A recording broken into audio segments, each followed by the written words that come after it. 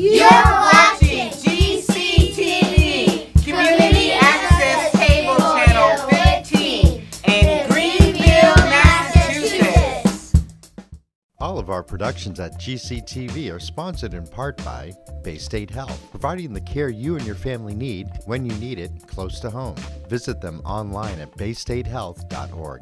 Greenfield Savings Bank. Visit them at 400 Main Street in Greenfield. Call them at 774-3191 or go online to greenfieldsavings.com. Greenfield Community College, providing access and excellence in higher education in the Pioneer Valley. Visit them at gcc.mass.edu. The Hammond Family. The Hammond family are longtime supporters of Greenfield Community Television. New Fortune Chinese Restaurant on the Mohawk Trail in Greenfield. Visit them online at newfortunema.com. Call them at 772-0838 and check them out on Facebook. Real Cleaning Services, cleaning Hampshire and Franklin County since 1972. We don't cut corners, we clean them. Check them out online at realclean.com. Call them at 413-422-1143. People's United Bank, located at 45 Federal Street in Greenfield. You can call them at 774-3713 or visit them online at peoples.com. The Solar Store of Greenfield, replacing fossil fuels and nuclear power one home at a time. Visit them at 23 Fisk Ave. Call them at 413-772-3122 or visit them online at solarstoreofgreenfield.com. Thank you to our sponsors for supporting all of GCTV's productions.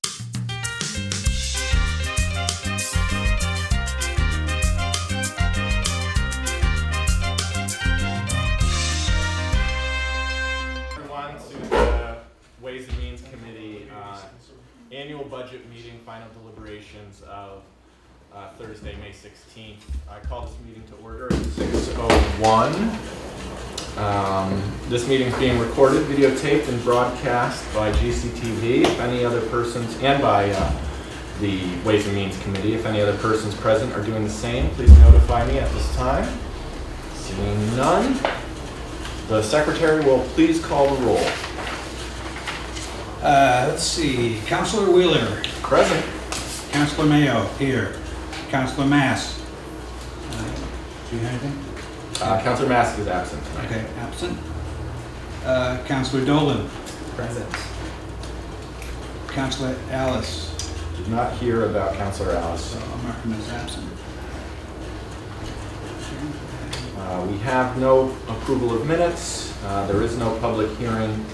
We will move directly into final deliberations for operating and capital. It's the pleasure of the committee whether you would like to start with operating or capital. My eyes are on operating. Operating minutes. Okay. I think that before we start our deliberations, I want to invite any of the department heads who are here to come up. If you have anything that you'd like to deliver, I know that we got a number of emails in late in the day today, and I appreciate it, and thank you for all those. We went over them as best we could, and I appreciate your presence here so that if anything needs to be cleared up, you're here.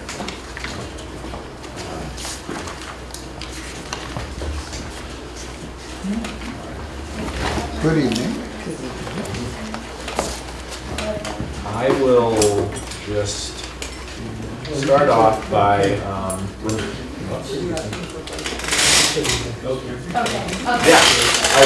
I am. Yes. Kim? So I'm here for the assessor's office. I understand there's been some clarification needed.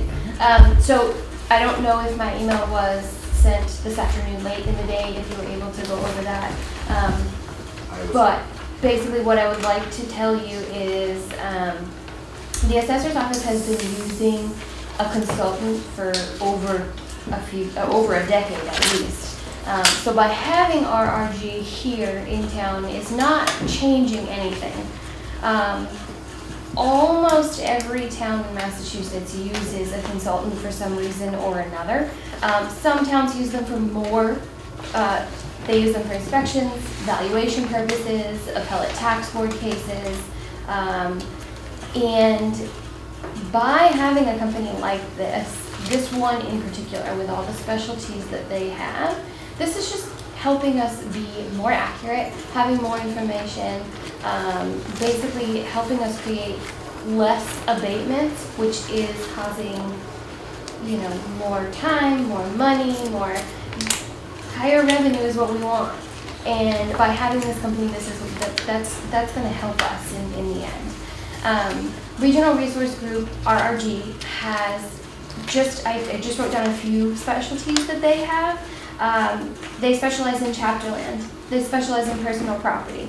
They specialize in general inspections, which would be everyday, day-to-day things where you go into someone's house, you walk through the house with them, with the record card, make sure that the information that we have on file is accurate. They specialize in commercial inspections as well as large apartment complexes. Those are helpful for places like Home Depot, Big Y, anything like that. They specialize in ATV cases, which if we don't have them, then we have to pay a lawyer to go with us to the ATV case. So in their realm, we're already paying for that with them. They specialize in things like TIFs and special assessments, so we don't have to, again, go out to another lawyer. We have it all right here. Those are just a few things that one person from RRG isn't doing. One person for the town. That's all of them under one amount of money. So if we are to cut them out of our budget and bring in one person, that's a lot for one person to cover.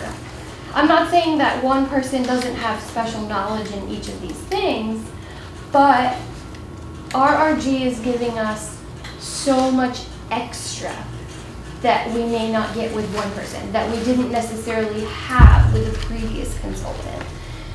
So if our budget may go down, but so may our revenue. So if we're to hire 2 people to cover those things, which, the office has run in the past with 2 people, or 3 people, I should say, because you keep the position that's already there, you may then create more accurate information, but the budget's going to go up. So it may go up over $100,000, which is what basically we're asking for them. And it's not only going to affect the assessor's office budget, it's going to affect other budgets, which have to do with retirement, with benefits. So you have to look at the big picture of things as well, not just, oh, this company's coming in and doing the inspections and not doing them properly. How do we know they're not doing them properly? We haven't even had them for a full year yet. So, and also, something that you all may not know, because you don't go to the assessors meetings with all the assessors in Franklin County or all the assessors in Worcester County, but assessors offices are struggling really badly right now to even fill the positions that we have. The actual assessor, the administrative person, the person that specializes in inspections. So if we cut these people and just boom, gone, what are we going to do? Do we have somebody to fill that position immediately? Because without that position, I don't know that we can do all this with one person, regardless of how long a person's been working here for, how many skills this particular person had. It's not, we're not going to be able to meet deadlines. We're not going to be able to get inspections done. If we do inspections, great, but who's going to put them in the computer? Who's going to get the file ready for the state so that the taxes will go out on time? So we can't just cut this budget and expect things to move as normal, because it's not. So basically, along with those lines too, we won't have any new growth. So our taxes, our tax rate can skyrocket, but we're still not going to have the amount of money, for the school project, for the library, for any other project that comes up. We don't have any revenue if we don't have a fully functioning assessor's office. So basically what I wanted to put forward, and I'm happy to answer any questions, is this fiscal year, we committed $31 million for taxes to be collected. We're asking for $100,000 out of that $31 million that we've put out there to be collected. So if you look at the picture of, okay, so this year we have the staff, we put out that $31 million, we cut them off. What's that gonna look like next year? If there's new houses, we're not gonna get them on the record. And if we get them inspected, we still may not get them on the record because we still might not have anybody to put them in the computer system. Thank you. You make a persuasive case. Dr. Dolan, just a couple of follow-ups. Yeah, very persuasive. Thank you for coming in. So it's accurate to say that you, as a unionized town employee, you're happy with this situation that we have, and you would not advocate for more town positions. You would prefer. I'm not saying that we wouldn't advocate for more town positions. I'm saying that in the current state that we're in, the amount of help that RRG is able to give us due to their expertise, due to just the extra, we pay one little amount of money for so much knowledge right now.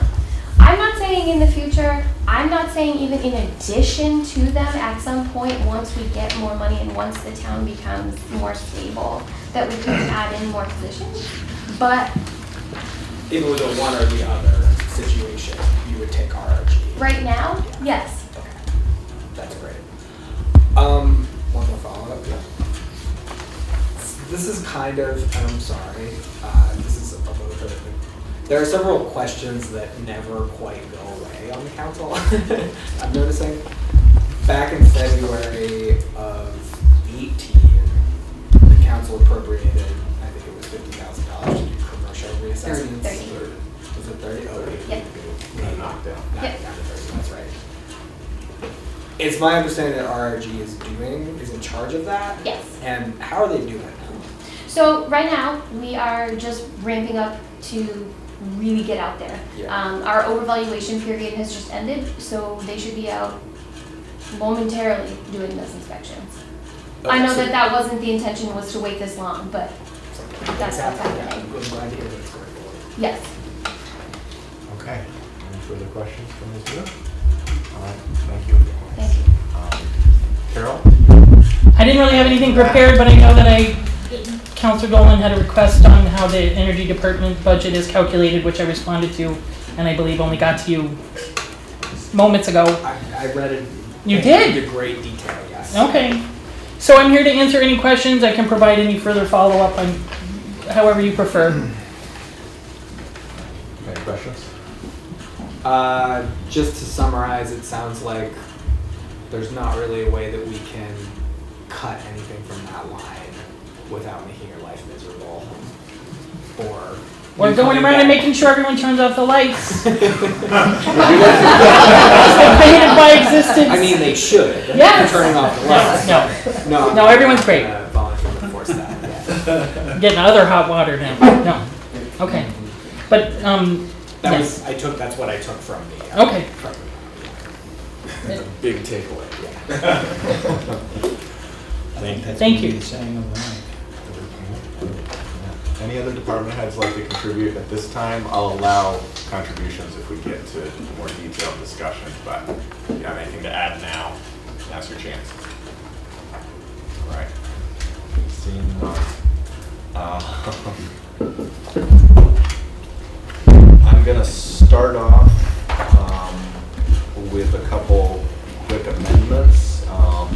We had, some information presented by the mayor and by Director Gilman last night, so I'm gonna, this is page 49. Okay. We'll just give you the department budget. Okay.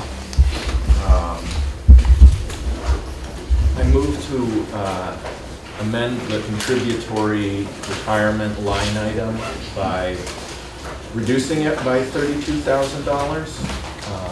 So contributory retirement, Okay, got it. $32,000 reduction. leaving a final number of $4,516,372. $4,516,372. Do I hear a second? Second. Okay, so I motioned. Councilor Dolan seconded. Motion, Dolan seconded. This reflects a decrease in our retirement assessment. I think it's pretty straightforward. Would you like to speak to it at all? Liz? This actually are some of the employees who worked here prior to the retirement system, and there were only 2, and during the course of this year, they have sadly passed away. So there isn't a need to fund this anymore. Just, I understand the 32,000 is coming from the non-contributory. Non-contributory retirement. That's why I was Excuse me. coming up, yes. Thank you. I wrote that down wrong in my notes. So it is out of non-contributory.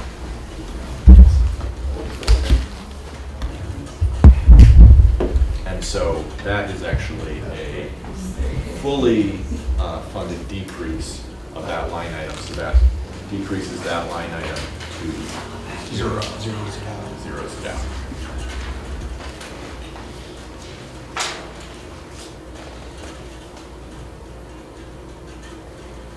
Any further discussion on the amendment? Seeing none, all those in favor? Aye. Aye. Against, opposed, passes unanimously.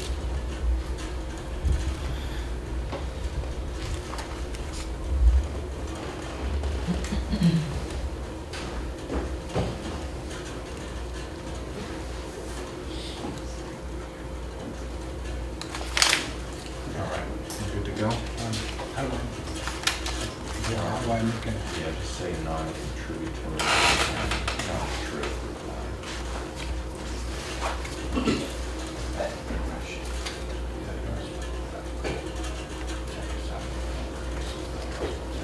I will motion to amend the employee's health insurance line item by reducing it by $56,000, leaving us with a line item of $7,251,551. Do I hear a second? Second. Seconded by Councilor Mayo. 7,251,551.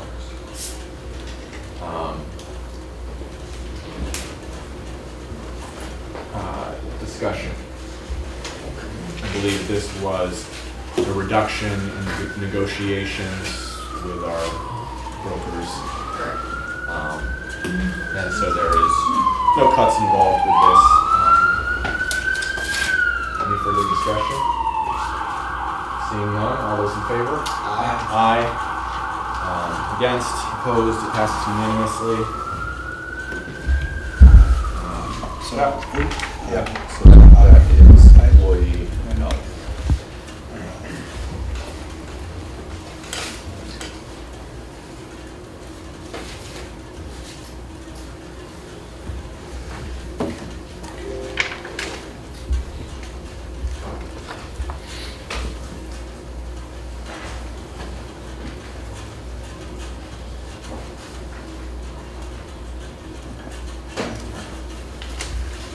That was the easy stuff.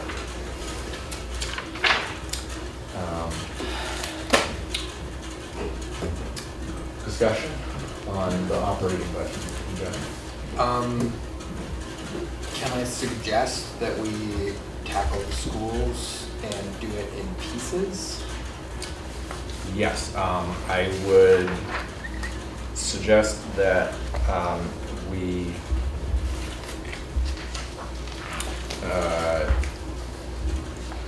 look at the general fund in its entirety before looking at schools. But I personally see no further cuts from departments. Would anyone else like to discuss any cuts to departments before we tackle schools? Just because that will give us a better sense of numbers.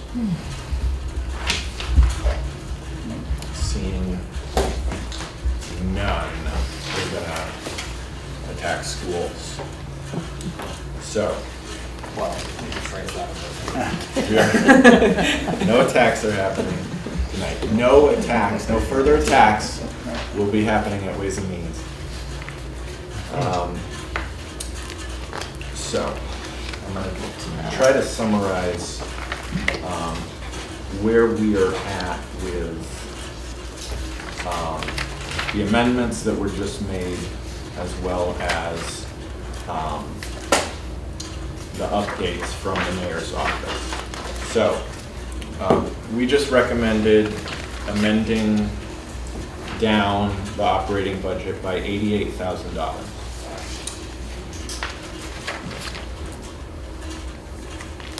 Furthermore, the mayor has recommended that there's an increase of $257,517 in Chapter 70 funds, which council has the right to potentially, with a 2/3 majority, appropriate to the schools. So let's do the math.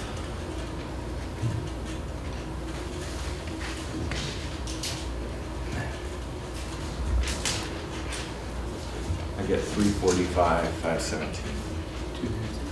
It was 257,517. Yeah, plus 88,000. Let me just double check the math. Yeah. 345,517. Oh, you get a calculator, don't you? Cheater. Okay, so, I'm going to calculate the difference between the school committee's requested budget and where we are at with these potential changes.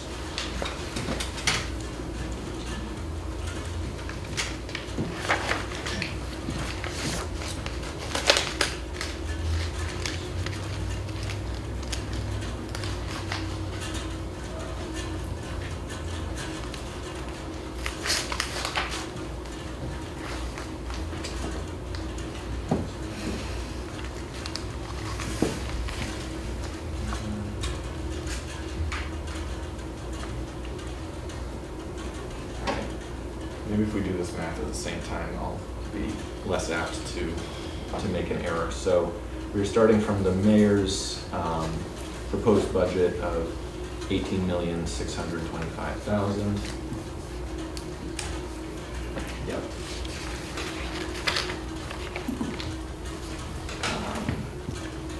Subtracting 88,000 amendments.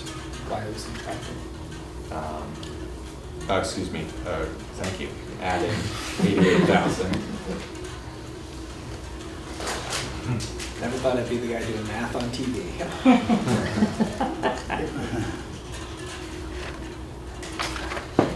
257,517. And 257,517. That brings me to 18,970,517. Okay, that's what I have. Oh, we have somebody checking us in the back. Yeah, no, Someone who does this for a living. even. She's doing it by hand. Very impressive. All right, and to remind folks, the school committee's requested budget was $19,970,347, which Just under a minute to go. is that right?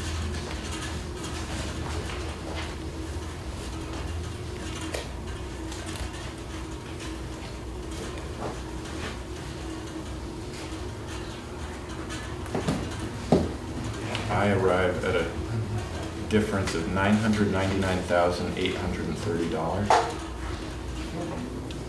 right, we got there.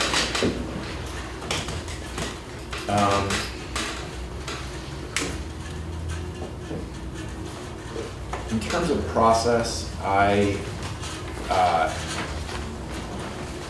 watched the school committee meeting where the school committee's budget was voted on, and I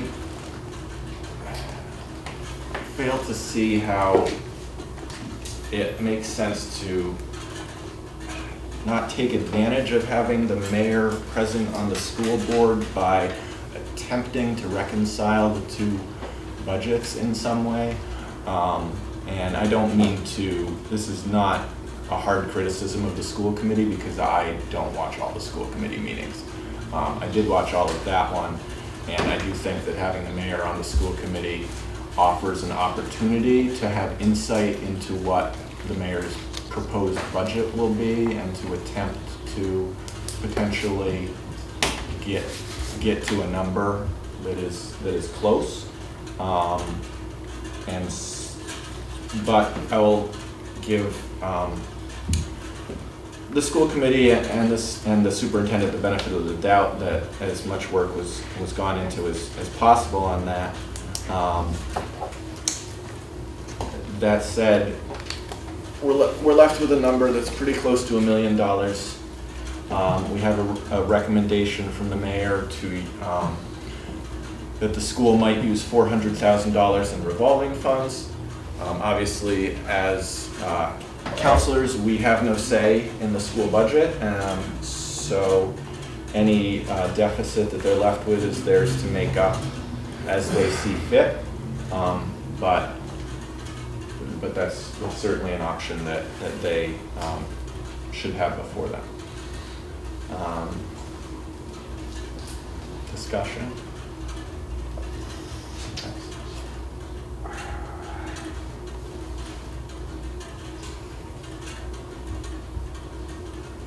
That's all right.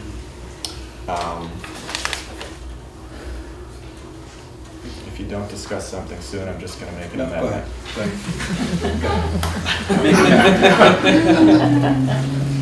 Go ahead. I motion to raise the school, the budget for Greenfield Public Schools by $757,517. That is the $257,000 in cherry sheet Chapter 70 increases that we mentioned, combined with $500,000 in increase, which I got to because the number is $1 million, and I just took half of that. And this, to me, is a place to start the discussion. And I'm sorry, I need a second. Second. Thank you. Discussion? Can I clarify? So, I'm sorry, I've been to a lot of meetings recently. Did the initial amendment of the $257,000 and the $88,000 just pass? No, the $88,000, those passed. But did we already add that to the school committee budget? Yes, those were So- part of the calculations we made already. So your new amendment is adding an additional $500,000 to what we already did? My amendment is adding $500,000 to the cherry sheet increase, so it includes that, yes. So what's the total? The total, this time. Let me do all this math. The number over that again. we are amending up to? Yep. Sorry, I was reading through that. It's okay. Lost. It's okay.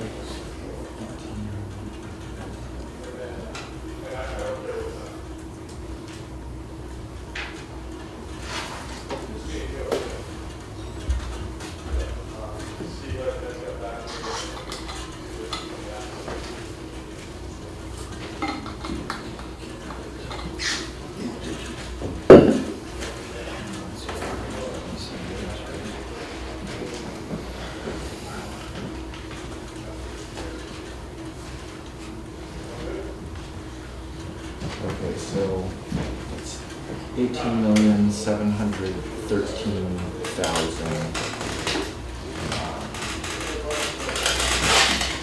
plus the amendment of $757,517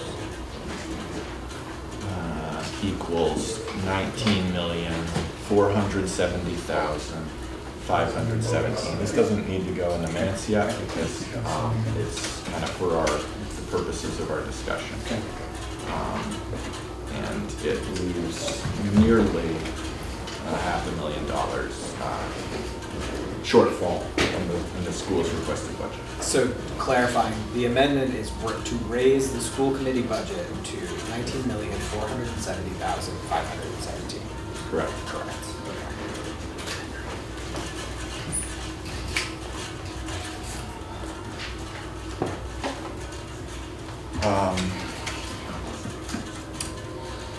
Mayor Martin?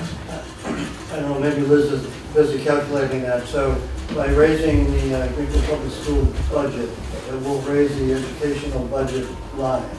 And if you add that up to all of the departments in the city, you might be above the bottom line, which is the mayor's budget. And then if you go above the mayor's budget, you'll need to have 2/3 vote. Yes. And without the 2/3 vote, you'll lose your other cuts. So you'll only keep Oh. 88,000. We need to vote on the cuts Maybe individually. separate to, you're very right. We need to vote on an operating budget by itself. Right. So And you have the, bottom line. yes.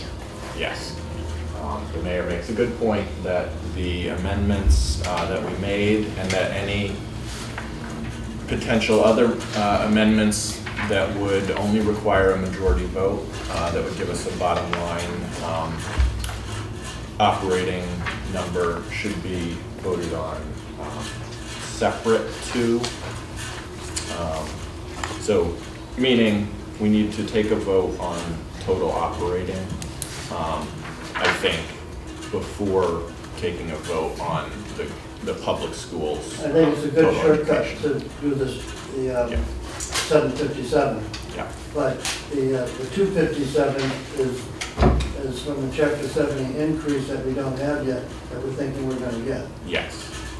So that separate item to take in an increase of 257,000 over current 611, no, not over current 611, current what we have in the budget to be dedicated to the school department.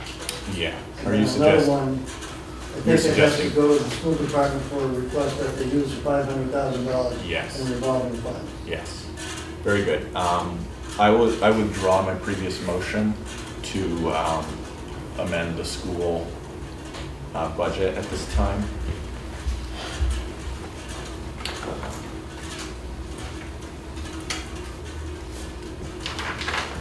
And we will take a vote on total operating unless there is any other discussion. I have a couple things that are just related to this 500,000. Is now a good time for that?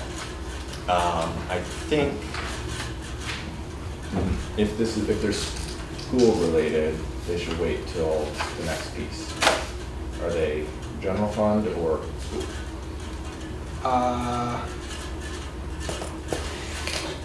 They can wait for the school section. They're both, but.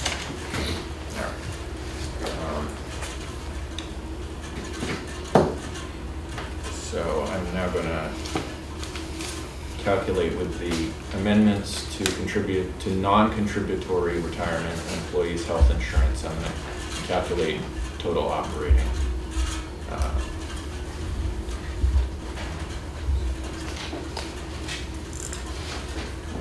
So the figure that I arrive at is 51,194,170. What was that? 51 million. Well, I'll just make the motion. I move to approve a total operating budget of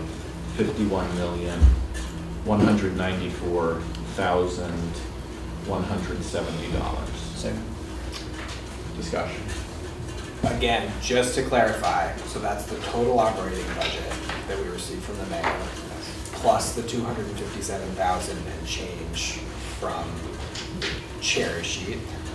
No.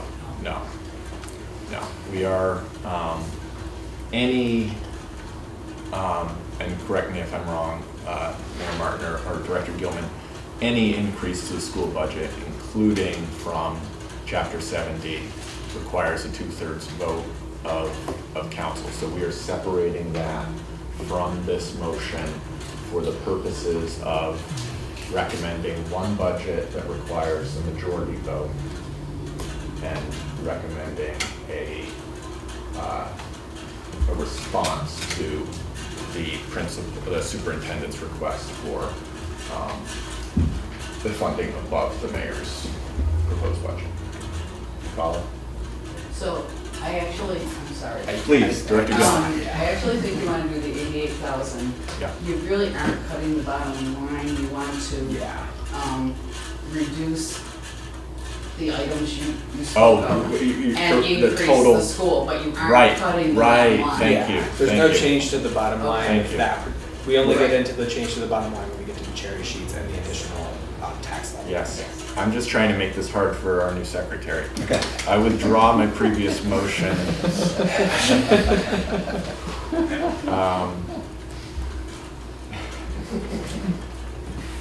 So, to clarify, the total miscellaneous line item is now $13,377,359. So I don't think need any further amendments at this time. That's giving us, okay, so that is, now we need, tell me if you follow this. We now need to appropriate the 88,000 to the public schools.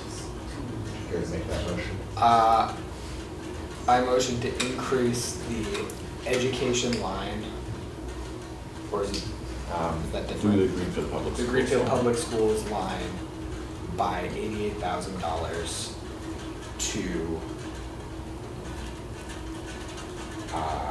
It's eight. a number that's $88,000 higher than what we have. Second.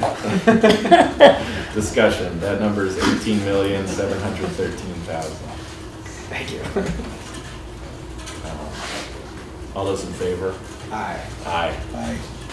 Passes unanimously. Against, opposed, passes unanimously. So just for those following along at home, we are still working with the mayor's operating budget as it was passed to us, but we have moved $88,000 from health insurance and non-contributory retirement into the schools. And this is the budget that we will present to the council for a majority vote. Yes, Just I believe so. trying to keep us out of the weeds here.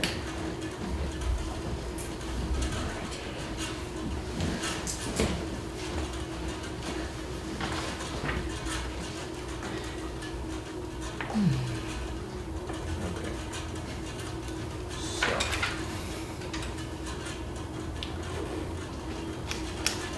At this point, do I hear any further motions? Am I correct that motions to change the budget are not appropriate because anything we're going to do to add to the school budget is going to be a recommendation to the council, not a part of the budget that we give them? I think, I think we can make a recommendation that responds to the superintendent's request for additional funding. I would like to make a motion to make a recommendation that responds to the superintendent's request for funding. Can we do this piecemeal? I feel like there are several components that we might need to add to it. So that recommendation would include adding $257,517 in anticipated revenue from the cherry sheets, and $500,000 in additional funding from the tax levy.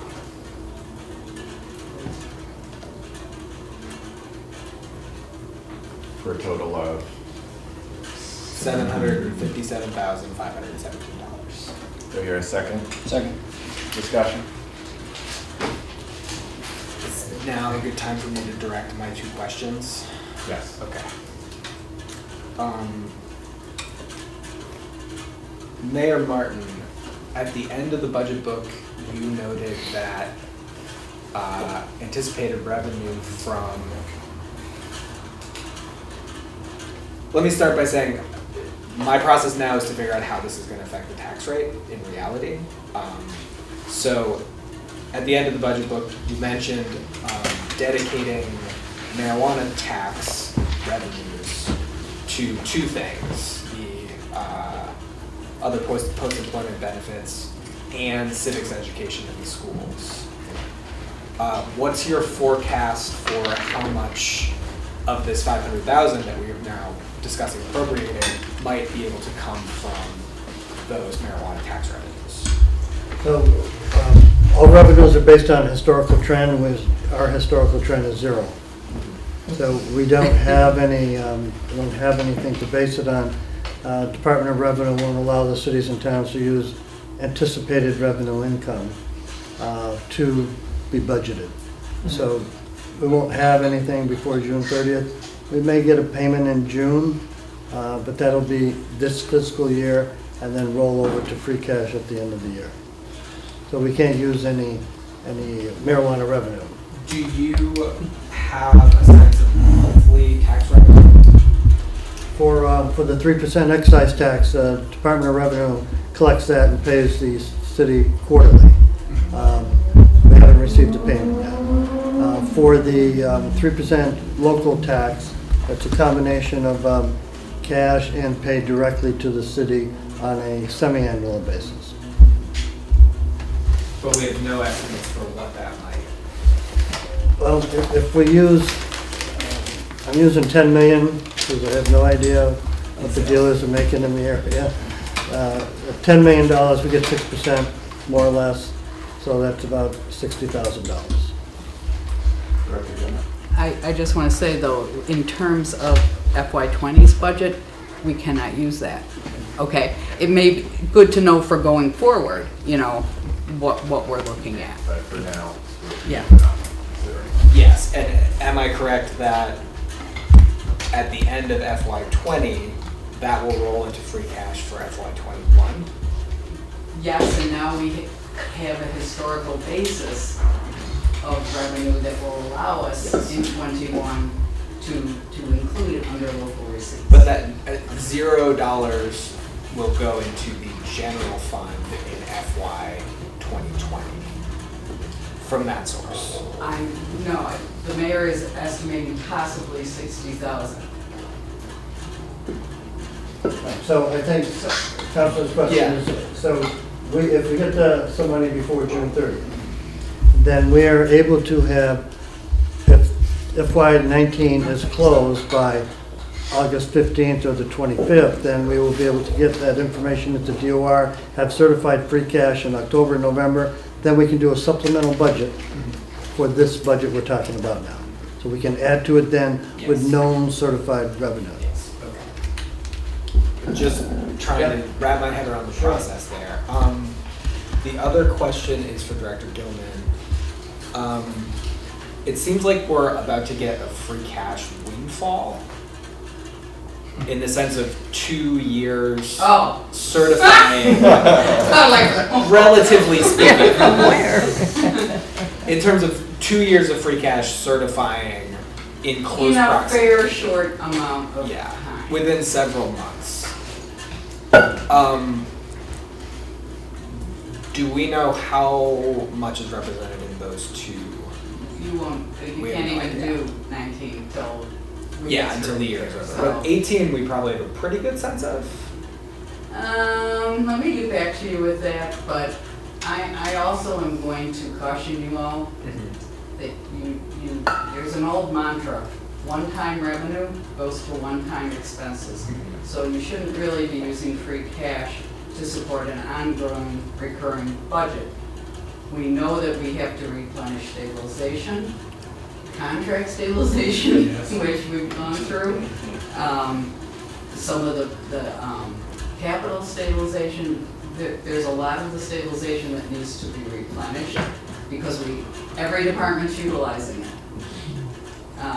And so I think what we need to figure out is, and I think marijuana is a good starting point, what will be recurring that we can dedicate? Because what happens is, if that one-time revenue goes away, guess what, you have to slash your budget, Yeah. if you're basing your budget on it. At the same time, that's what we're very explicitly asking the schools to do with their revolving I fund. don't No, think those so. are recurring. Those are recurring, those aren't one-time. Those recur Even every their single year. stabilization, yeah. They're coming in on a Yeah, monthly so basis. every single year they'll receive school choice revenue, every single year they'll receive special education tuition, and every single year they'll receive circuit breaker funds. That's a guaranteed revenue stream. But we are asking them to spend beyond the revenue that they're getting in this fiscal year, the revenue that they anticipate in this fiscal year, which is also bad accounting practice. What I would suggest, and I'm not suggesting a lot higher from each one, but to focus some of those on one-time expenses, and I've had that discussion, like say homeless, even, you can get spikes, or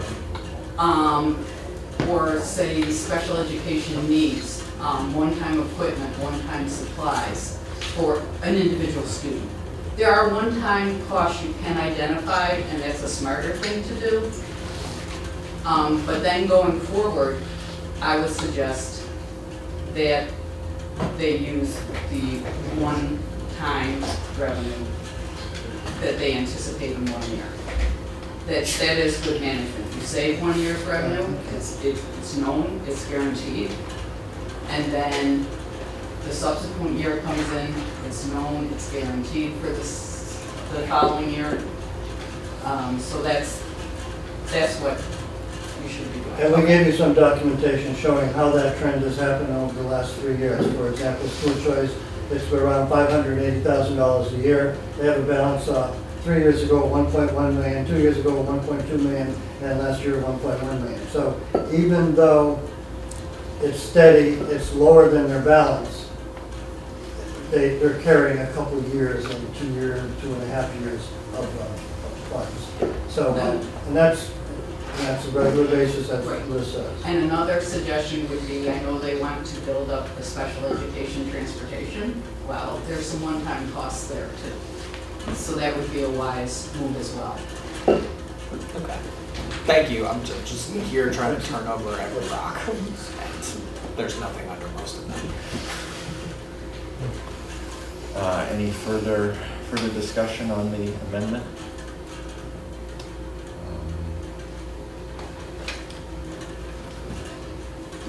It's not an ideal budget. I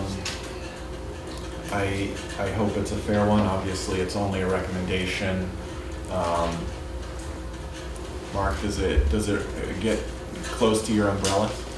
Well, I'm concerned with Plan B. I'm heartened by the cherry cheese predictions, but what do we do if it's not quite as rich as presented? Please correct me if I'm wrong, but I would assume that it would come further out of the tax rate? Yeah, well, Yeah, but I would defer to Mayor Martin's experience on the trend for conference committee to be lower than Ways and Means, Senate Ways and Means. which I I means guess what? the question here, I'll phrase Yeah. it as a question. Mayor, the number of 257,517, is that conservative? That's to the dollar now with the Senate Ways and Means increase in Chapter 70. There's still a lot of chatter in Boston now about increasing it. Usually they don't go above the Senate or below the House. It's somewhere in between. I expected a lot more, but there's still a lot of chatter and a lot of discussion on funding some of these educational expenses. So we could guarantee the 257 because the charter school reimbursement is up 59,000. So the governor and the House were the same. The charter school reimbursement in the Senate went up 59,000 for Greenfield. So if the 257 is decreased because they're compromising, then we would still have other funds that we didn't plan on in that 59,000. We could still satisfy that Chapter 70 promise. I think I follow. I think, Councilor Burson? I think we'll hold it for the meeting because it probably belongs there. Maybe the cherry sheet number that the mayor recited will become frozen jello by that time, and we'll be happy about that we're really working with a real number. The thing about marijuana that I have some experience with is in Northampton, NETA has been actually making individual grants to a lot of organizations in the city of Northampton, and I don't know this group, and I'm not connected with this group at all, and I'm wondering if there's any information about whether or not they're going to follow essentially the netter example. Well, I don't know if the mayor has any information on that. That's part of their community host agreement. And Yeah. I'm not sure it's totally relevant to the budget, but Mayor Martin, if you have any insight to that, feel free. The city council passed a marijuana ordinance which allows eight permits in Greenfield. There are 9 applications. So of the 9 applications, 1 is open, the dispensary with Patriot Care and the retail. So their retail numbers we won't know until next year. In every host agreement, there's an obligation to contribute to community nonprofits, basically, and to dedicate funds on their own to services within Greenfield. In addition, is the 3%, the local excise tax, you might call it, and the law is you can't tax higher than that 3%. And because the state has already tacked on another 3% that goes to them, collected by them, and returned to us on a quarterly basis every 90 days.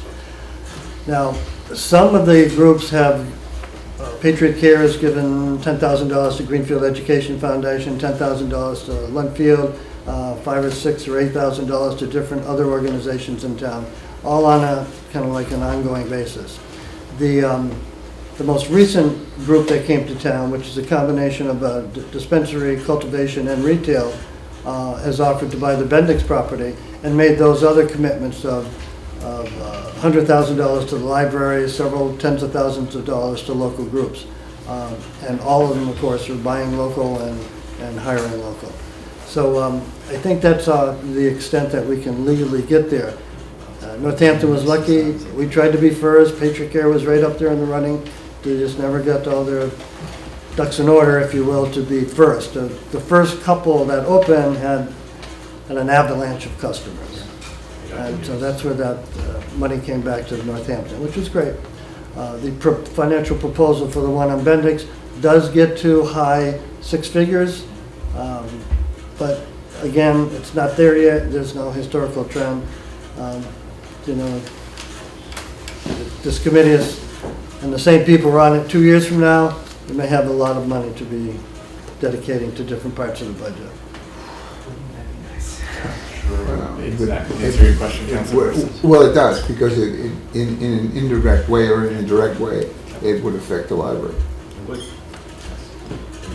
So at this time, I'm gonna try to calculate what a tax rate might look like with the motion to increase the school budget that was made.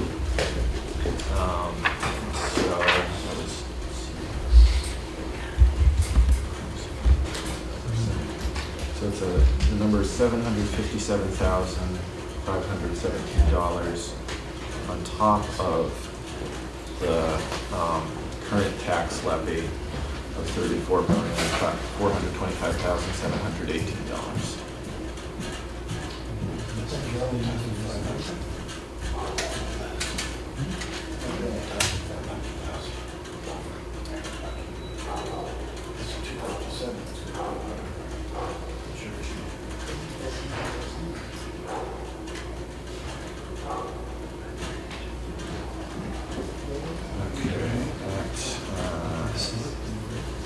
Not giving me a number on it, so let's see. Okay, wait. And that's why they, no, they didn't. But that's why that constitution is asking Oh.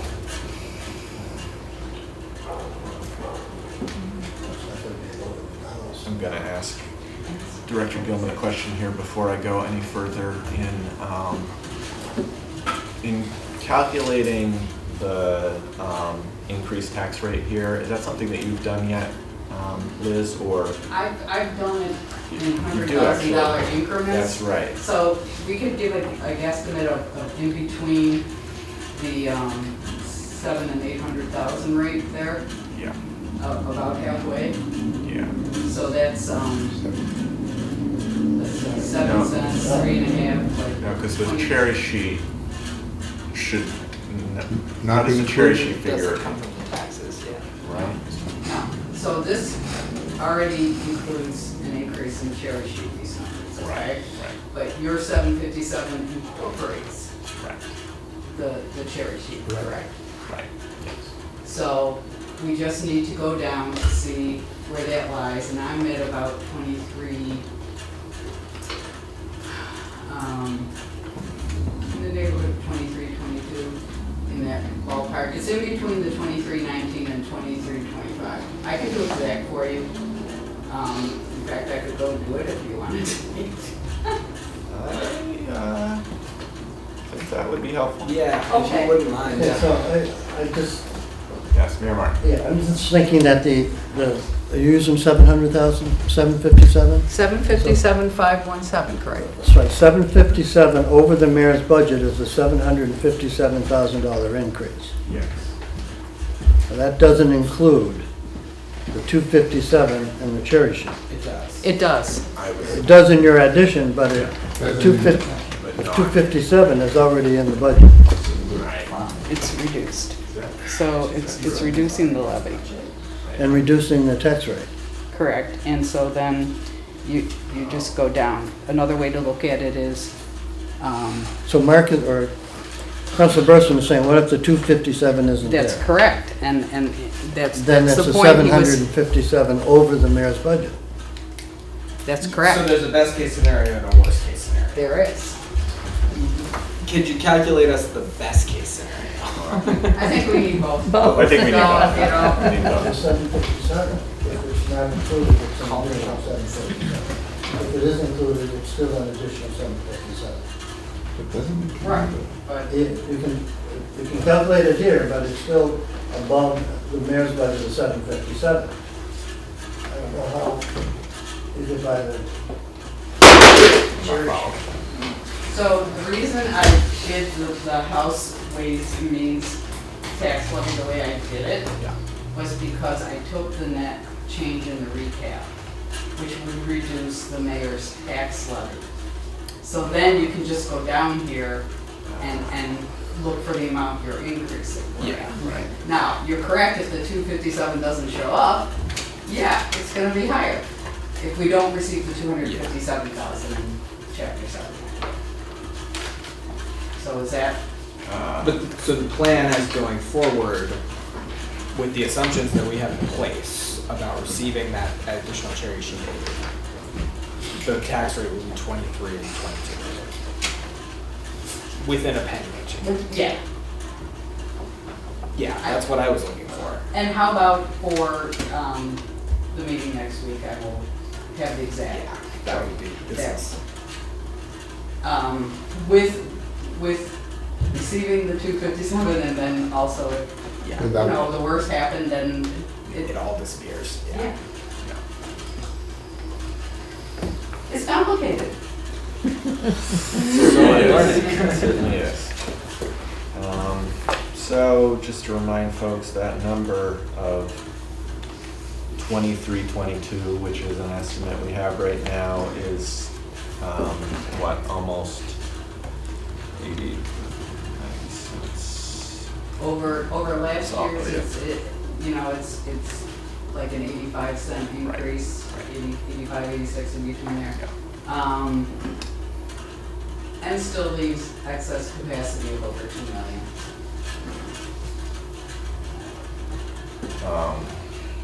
And how much is it over the mayor's budget? Over the mayor's Submitted. submitted is an Submitted. additional 47 cents. That's including counting on the 257? Yes. Okay. What? We No? counted that. You would like to see it? Are you gonna add the 757 to the bottom line of the mayor's budget? I think that was. That means it's 757 over. That's where that 757 goes. Hold on, I think we need to clarify whether the 257,517 from chapter 70 was already in your proposed budget. No. It could have been, you know about it. Right. Just wanted to clarify that. If it makes it simpler, would you want to vote them separate? I think it does. Okay. We're only making So- recommendations at the moment. Yeah, so vote that if the House Ways and Means number materializes, you would like to, Well, that's the house. or Senate, sorry, Senate Ways and Means. Increase of 257,5117 be appropriated to the school committee. And then do a second one to increase 500,000. Councilor Dolan, do you wish to withdraw your motion? Or Are we going That ahead is with the that motion? to maintain. I'm trying to separate it as two separate recommendations, I think would be advice.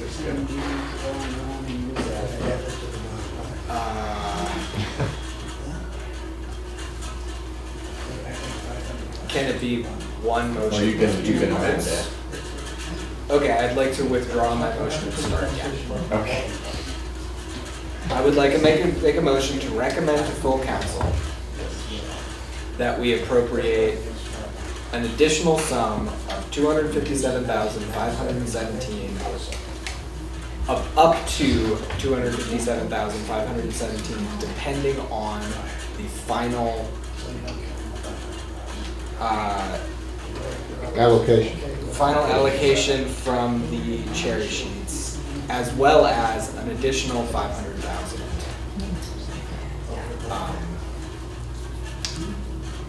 from the tax levy. Is that? So we're gonna have to clarify, because we are yeah, in I'll discussion second. here. You are wanting to do 500,000 raise and appropriate from the tax levy. You are looking That to is the increase discussion, yes, the bottom line. I wanna make sure that Yes. that's what we're saying. yes. So Then- we did have a discussion about revolving fund money.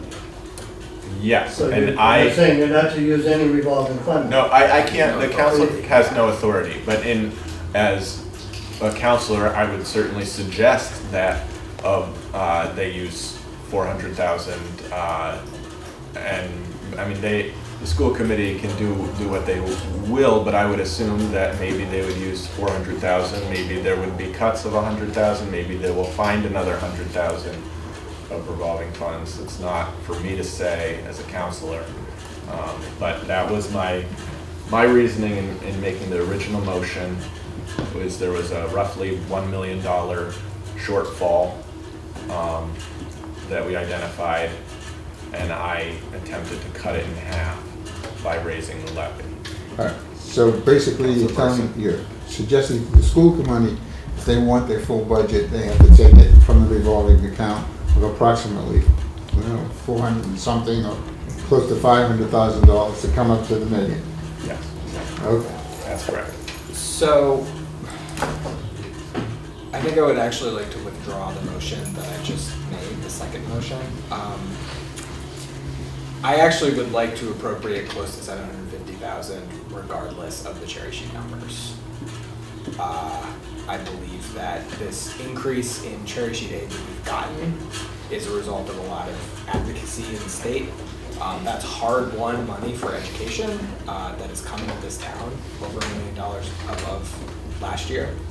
So I, at full council, will push for something similar to this amount regardless of what happens to the cherry sheets. If someone else would like to make this motion, I would like to. Can I ask you what's going to happen to that money if it comes in at a later time? Are you going to build something in to reduce it? Or are you, where's that cherry sheet money going to go if you come across with your 750? Don't include what happens to those funds? Are they going to revert to where they were designated before? This whole business is this whole business has been the 2/3 vote to take the cherry sheets and put it into the school column. Okay. You basically said, no, we sort of put that aside, I'm not going to vote on that. The opposition is that the tax levy is going to be burdened with the $750, okay? Well, I don't want to make a motion that's contingent on the cherry sheet aid. If the cherry sheet aid doesn't come through, then I believe that should come from the tax levy. I would certainly like to use the cherry sheet aid. Oh, okay, so just follow my little nonsense just for a little longer. If you do walk in or recommend the 750, what is going to go to what's going to happen to the cherry sheet number by default? Where is it going to go? Are you essentially losing control over that money? You don't have control over that money. Yeah. It's general fund revenue.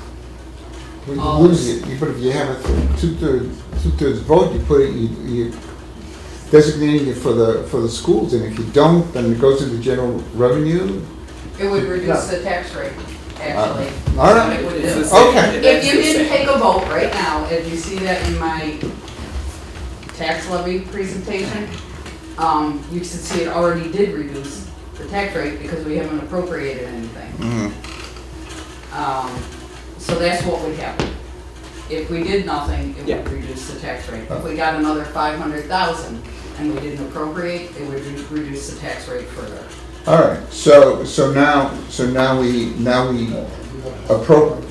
recommend 750, increase the tax rate, get the money, and lower the tax rate. Have I got it? Yeah, that's the same. All right. Yeah, and I'll say why, because if the school department increases hires by $300,000 or $400,000, 30% of that is an expense of the town. Health insurance, Medicare, and So that's where it's going. So that will go into for educational expenses, which is the law. Chapter 70 is for educational expenses. So to date, the $1 million extra that we got this year has been completely given to the schools. Chapter 70 is 100% given to the school department. There's a little bit of accounting magic that happens in there because we're essentially moving money that was from the general fund last year into something else. Which is like the school the department idea contributed $800,000 last year and taking that now out of their contribution. So it's the same juggling here that's going on. Only we're very compliant with all the law and the percentages. So we're still doing 57% we're still 22% or $4.5 million above net school spending for Greenfield. So I understand that we are in compliance. The intention of this money is to increase funding to school systems across the state. And I would like to use it to that end. Well, that's not the case. See, the governor and the commissioner of education, Don Pizer, and I was in the room when they were testifying, said that this extra money in Chapter 70 is 60-40, 60 for schools, 40 for cities and towns, to pick up the expenses of these school departments. That's all. Yeah, to clarify, the money going into education is not entirely funded by the schools. The OPEB and other liabilities are paid by the town. I'm aware of this, but the intention of the increased Chapter 70 money is not. The governor and the commissioner of education explicitly said there was a split between the schools and the cities and towns. Whether it was 100,000, usually we get $40,000, $50,000. I'm aware of this. I'm also aware that MTA activists did not fight as hard as they did to get additional revenue from the state so that that could pay OPEB. They got that so that it could increase school funding. This is a philosophical issue. This is what that money is meant to do. Well, MTA was part of probably 3 dozen other organizations looking for funds. So it wasn't just MTA. There was MMA and a number of other organizations, all looking for the fair and legal reimbursements due cities and towns by virtue of laws. And those haven't been followed by the legislature. So we're all looking for the fair return of our tax dollars into the communities to take care of the mandates that are imposed on us by the legislature. What an argument to single payer healthcare. Okay. All right, bringing us back to the amendment at hand, which I have to admit I've lost track of. There is no amendment on the floor. There is no amendment on the floor. Very good. Would councilors like to make an amendment? And I would. Would either of you like to make an amendment that's contingent on receiving the Chapter 78? Just for the purposes of discussion, clarify your position on that? So I am not recommending that the council reduce the $257,000 figure if the Chapter 78 comes in lower. I am recommending that we fund the schools in the neighborhood of $750,000 regardless of the share she paid.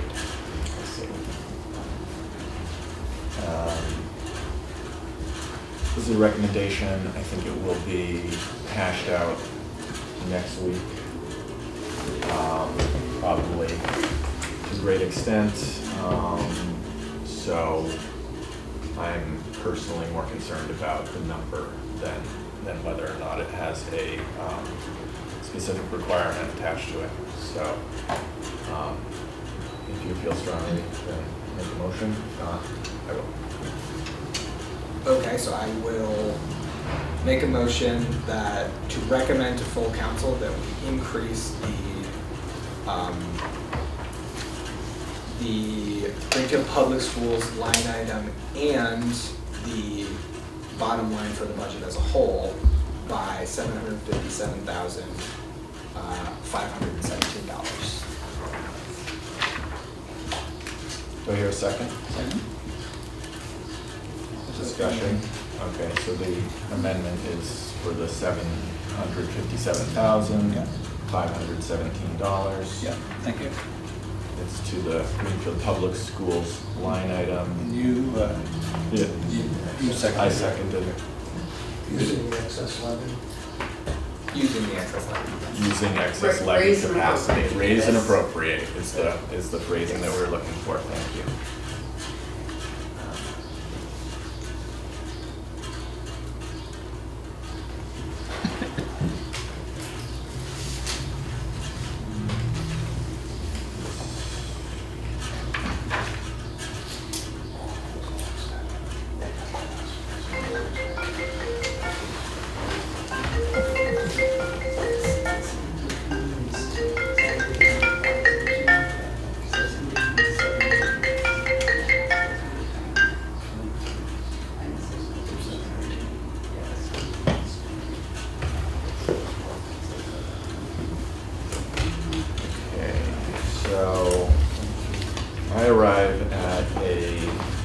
total operating of $52,039,687.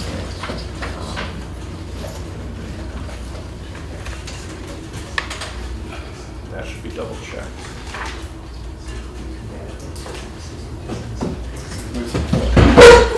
Oh, from the total operating line item of $51,282,170, and adding $757,517.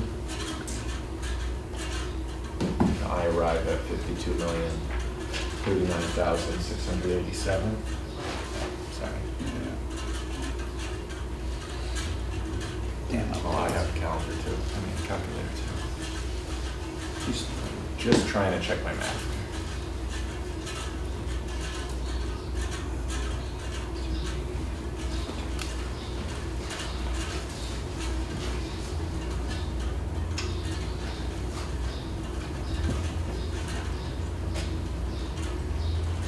All right, I get that number again. So do I. All right. So we've been at this a while. This is a significant increase to the tax rate. It does not fully fund the schools, but it is a compromise. Is there further discussion? I think I'd just like to note that this is a starting place, and I would certainly welcome feedback from the school committee or the superintendent or any other town department in next week, and we can work out the final state in full council next Wednesday. Very good. Any further discussion? Seeing on the amendment to the education budget and the increase to raise and appropriate. Seeing none, all those in favor? Aye. Against, opposed, it passes unanimously. We're now on to capital requests, which I will remind counselors are in our agenda packet from last night.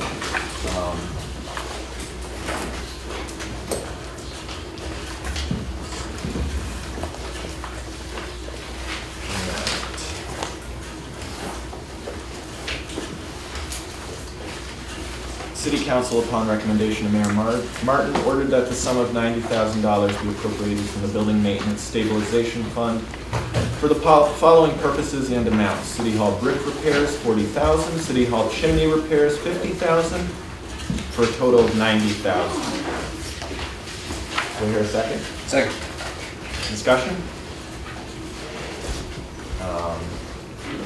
This is a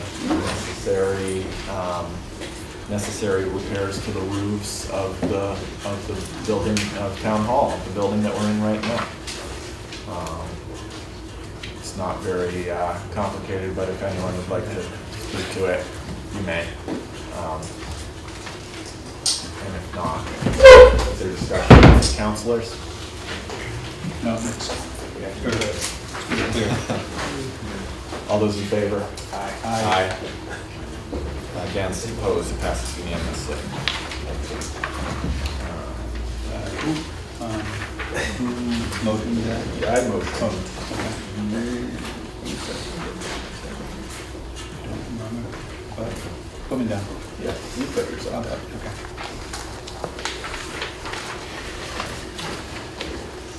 Councilor Dolan, do you mind reading the next one? You there? While I take the water. It's on page 30.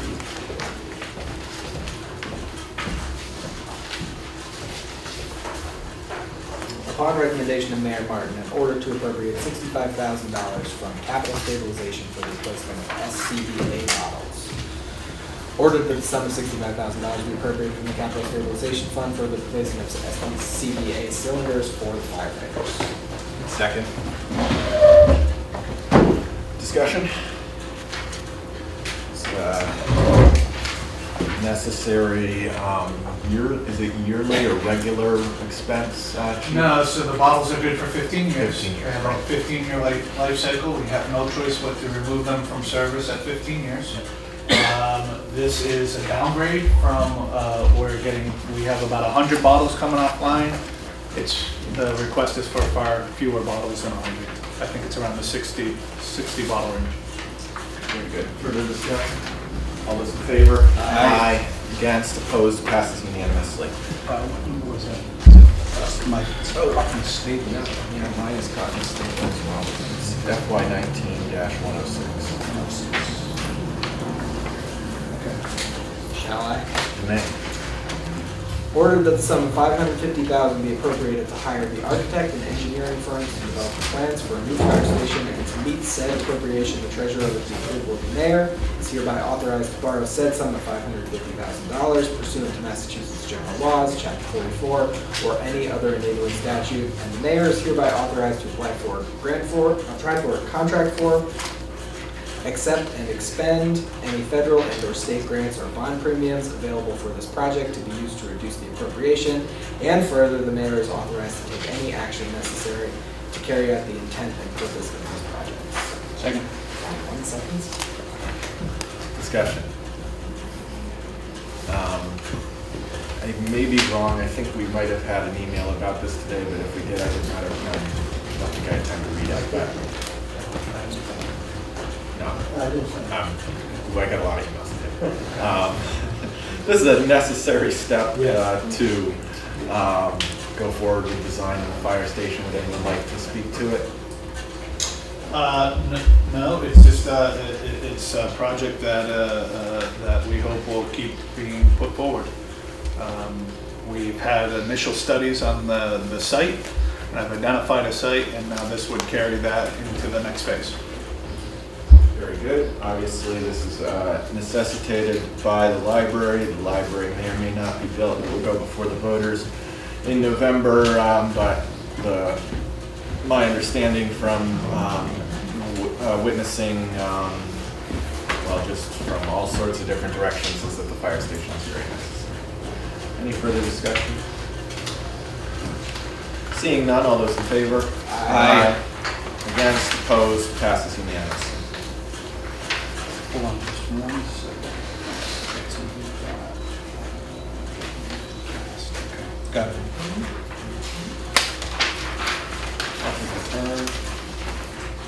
Ordered that the sum of $25,000 be appropriated for roof leak repairs at the Greenfield Middle School and at the Four Corners School.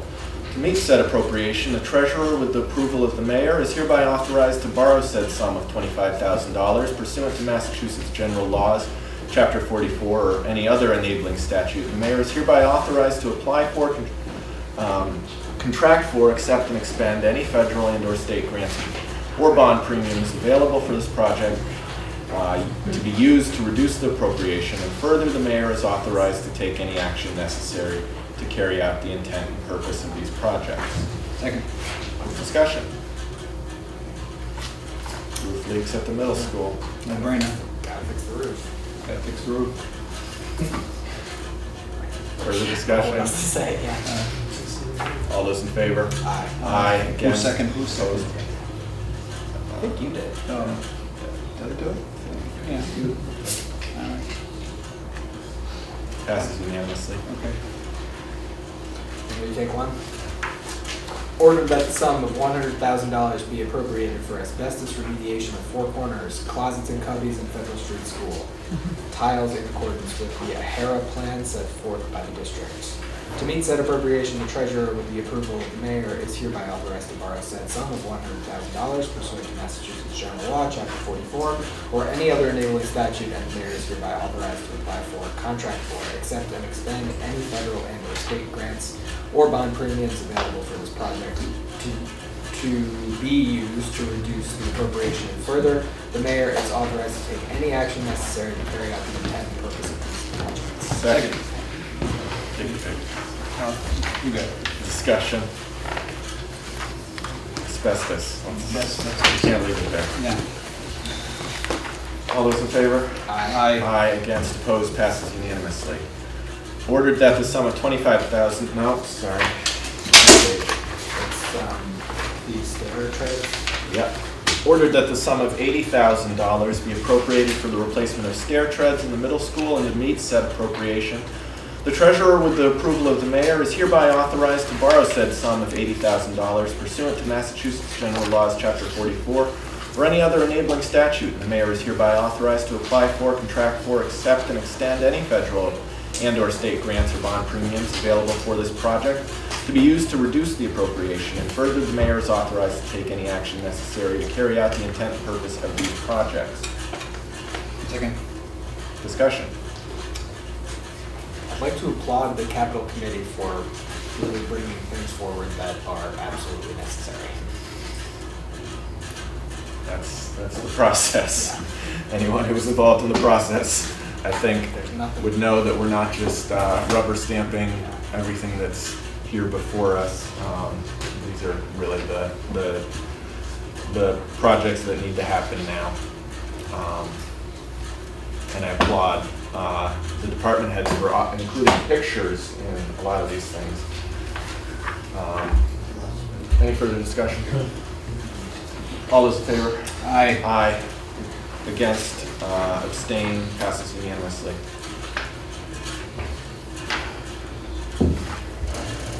Ordered that the sum of $125,000 be reassigned from the excess funds of the Hurricane Irene bond to replace one elevator at Federal Street School. Do we have a second? Discussion? Am I right? Who wants to get the shaft? Just for the purposes of jogging my memory, am I right that more than one elevator at Federal Street School needs to be repaired? We're taking them one at a time? Yeah. Very good.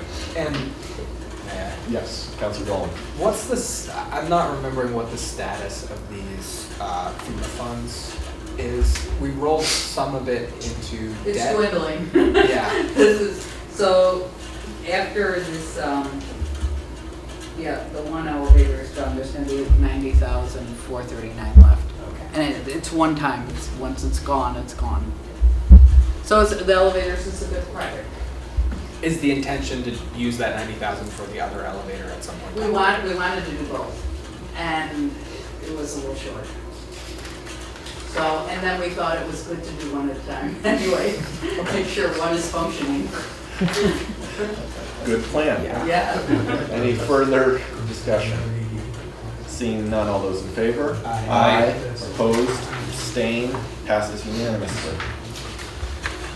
Ordered that the sum of $30,000 be appropriated to replace guardrails, and to meet said appropriation, the treasurer, with the approval of the mayor, is hereby authorized to borrow said sum of $30,000 pursuant to Massachusetts General Laws, Chapter 44, or any other enabling statute. And the mayor is hereby authorized to apply for, contract for, accept, and expend any federal and/or state grants or bond premiums available for this project to be used to reduce the appropriation. And further, the mayor is authorized to take any actions necessary to carry out the intent and purpose of these projects. Second. Discussion. I seem to have internalized some of the criticisms that tend to be made around this. This is a yearly appropriation, I believe, of guardrails.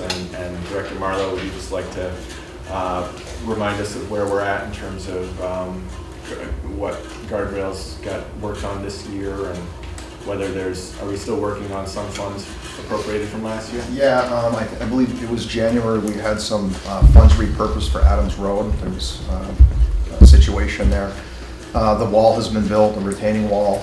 We're just waiting on getting the guardrail company to come in and actually install the flex beam, so the old concrete posts are gone.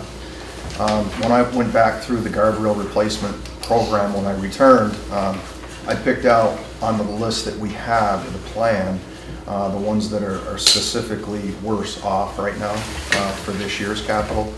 And I listed them specifically, and I think I may have sent pictures early on too. So that's how I arrived at these specific replacements. Thank you. Any further discussion?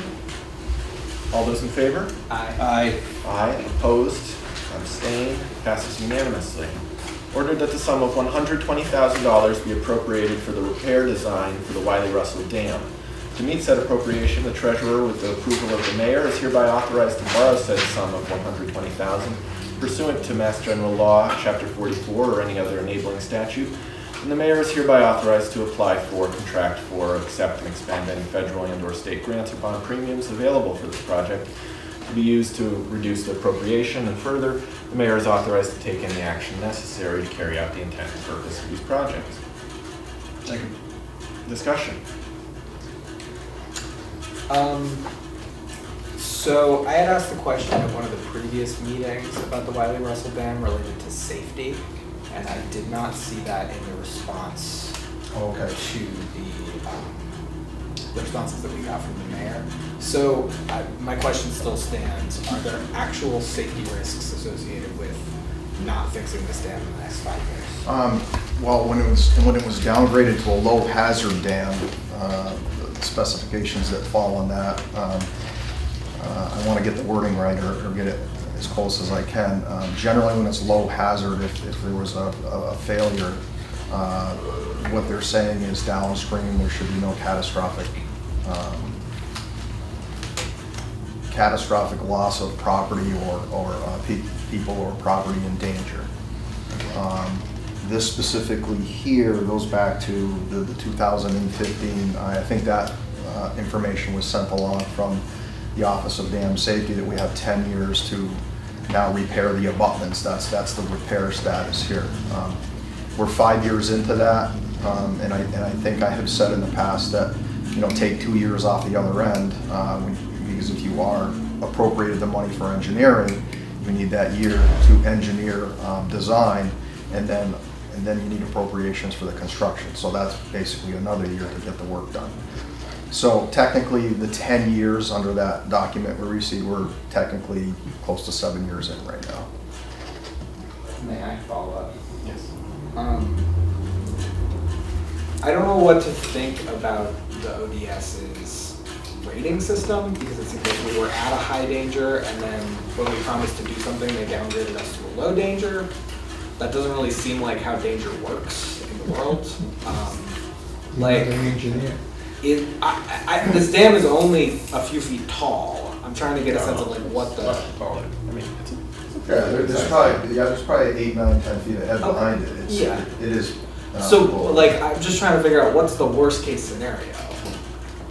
Is it actually low danger, in which case if it collapses, if it falls apart, then? The high hazard to low hazard was a while back.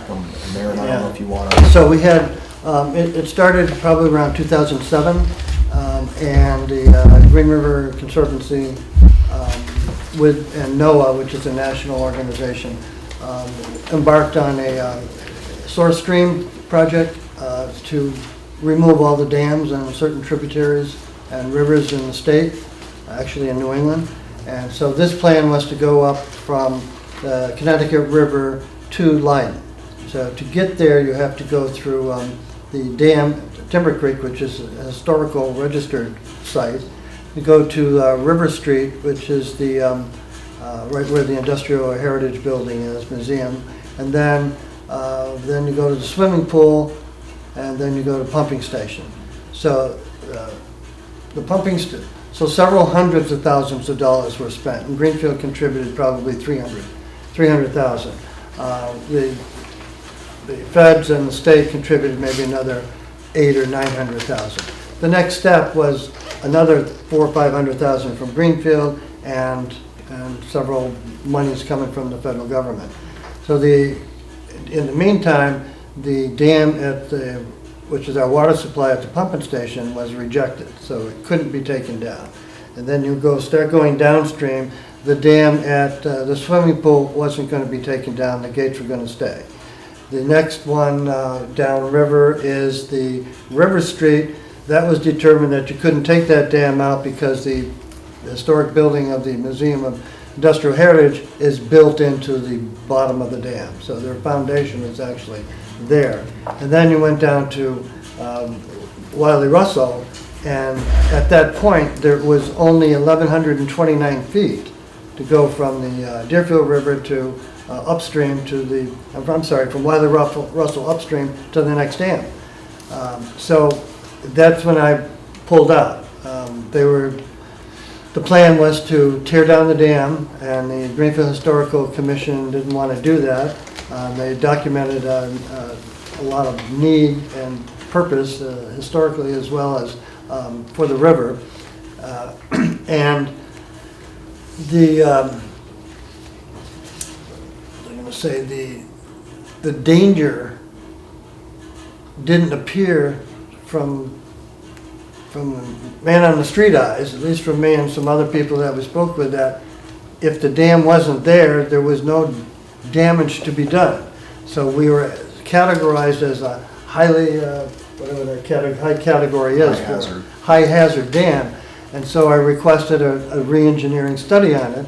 And when that was re-engineered, it found that it wasn't a high dangerous dam and was reclassified.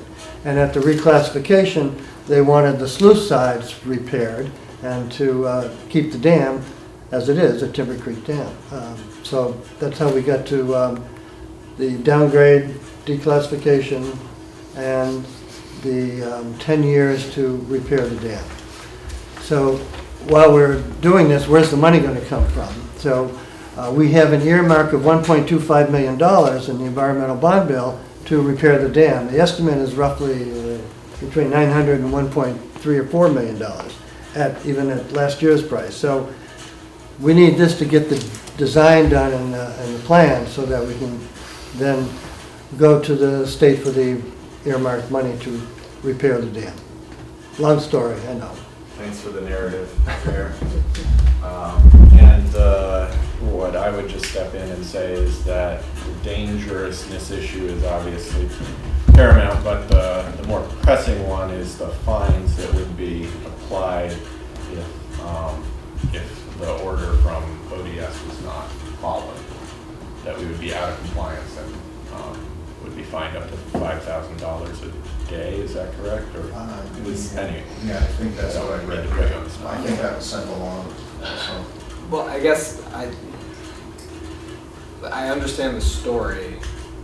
I don't know why we're required to fix a dam that's low danger, and I don't necessarily know why we're doing it now when we have 5 years, particularly at a moment when the budget is so tight. This would be a great use of marijuana revenue next year. I guess I would have to follow up with the Office of Dam Safety for some of those questions. I don't understand a lot of dam architecture, but if it's low danger, why is it so pressing? Well, I think low hazard. My common sense response is that a low hazard is still a hazard. But either way, I would say that if we're talking about a year for design and 2 years for repair, then we're looking at 2023 as an optimal time for getting this done. And if we push it back a year, then I personally feel like we're getting into a kind of a sketcy. It's just a little. But Can I ask you, did any of this connect to the Green River Cemetery collapse at all? None. Okay. No. And I think, you talk low hazard, it's low hazard to, health and safety downstream if something happened, but it doesn't mean it's not deficient. That's why they're saying we've got to do the repairs to the sluice ways. It's a little broken, got to be fixed in 10 years, basically, to summarize. So based on this new, basically assignment of dangerousness as opposed to what the downgrade of what that is what's the town's responsibility to kind of look at that, and how are you looking on that on a monthly basis, bi-month or bi-annual, or based on it once was a dangerous and it was downgraded. Now you yourself have said that that doesn't mean that there aren't problems with it.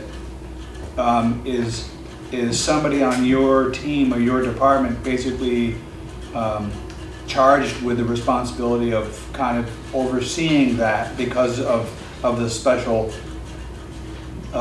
circumstances regarding that. Yeah, we specifically take a look at it frequently, just because it's a sewer flow is at the ends of the dam or near the embankments and abutments, if you will. We also, well, tell them about the sewer. That's a unique sewer system that comes over the face of the dam. Yeah, right at the Meridian Street Bridge, just below the dam, we have what we call a sewer siphon there that's embedded, but not very deep in the bottom of the river. So there's effect there, which we have to maintain and inspect that frequently. So. Yeah.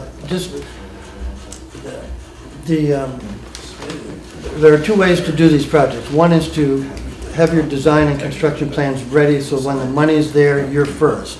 The other way to do it is to put the money somewhere that no one else can get and then bring your package to it.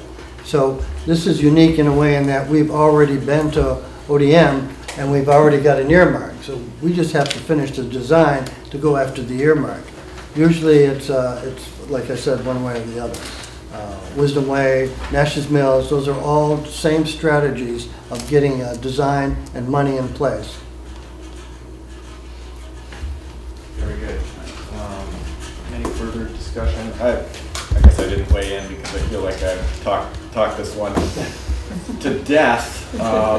However, this is in a low-income neighborhood that has been just within the past 20 years affected by floods, by mudslides.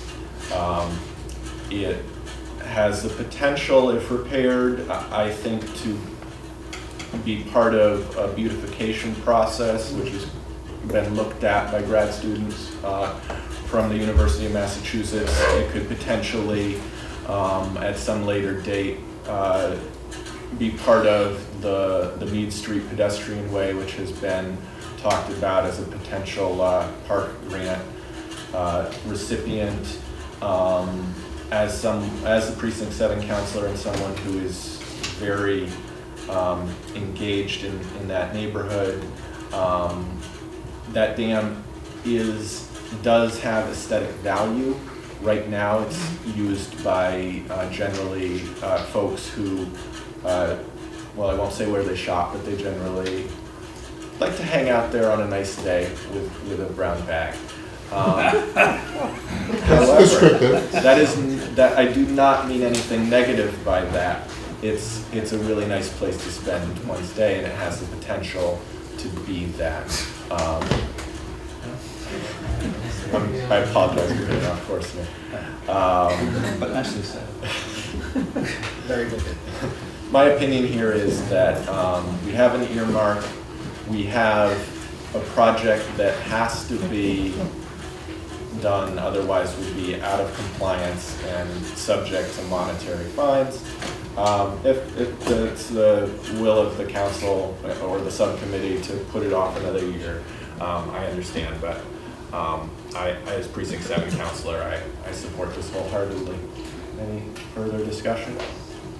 Seeing none? Oh, Councilor Sun. Yeah, I just want to put it out there. You can't keep leaning towards the marijuana thing until it's guaranteed. And so it's better to go with what's said here than to just lean towards marijuana, because you can't guarantee something that's not there yet. So it's better to go with what's said than to keep on saying, well, we'll lean towards the marijuana, because you can't go with something that's not guaranteed. You gotta go with what's there and not what's guaranteed not there. Good point, Councilor Sun. Thank you. All those in favor of an order to appropriate for the Wiley Russell Dam? Aye. Against? Aye. Abstain? Two against? No, I abstain. Oh, you abstained. Okay. So the motion fails with Actually, doesn't one. the extent, no, the abstention goes with the ayes. Because Second, no. So abstention goes with the majority. Tie. Yeah, I think the recommendation fails.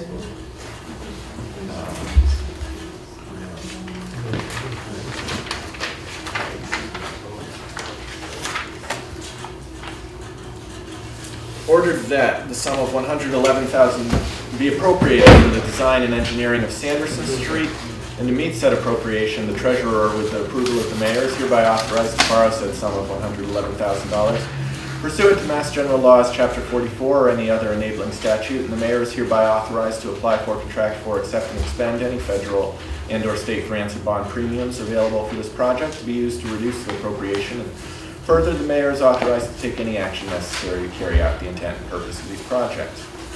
Do I hear a second? Second. Discussion.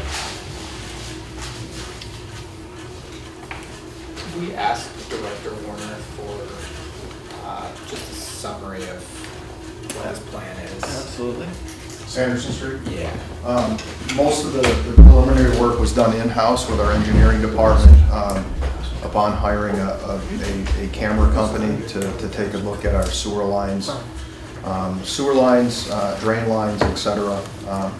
We do know that the water main from Federal Street to High Street on Sanderson is 102 years old, cast iron. In today's standard, I believe it may be 6-inch. But anyways, it's very old. This project actually provides the engineering from Federal Street all the way to the mountain to Park Street, both sides of High Street. What was found in that investigation was we do have cracked sewer, broken sewer, cracked and broken drain line. And again, it points towards I&I. It's in an area, like I said, 102-year-old water main, crumbling infrastructure with sewer and drain. We have the hospital, we have the middle school, and that's why I put a higher priority on getting this particular. We have many projects in the hopper that we've evaluated over the years, but being the vicinity, and the other part of the equation is that road is deteriorating. We don't want to go in and pave it and then have numerous main breaks and then dig up sewer and so on and so forth. I think everybody understands that concept. But so this is why I rose this one kind of to the top of the reconstruction part of the projects.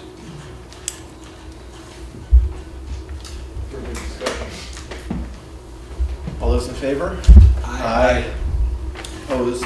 Abstained? Passes unanimously. Or Green River Road. Yes. Ordered that the sum of $175,000 be appropriated to repair and repave Green River Road from Plain Road to Eunice Williams Drive, and to meet said appropriation, the treasurer, with the approval of the mayor, is hereby authorized to borrow said sum of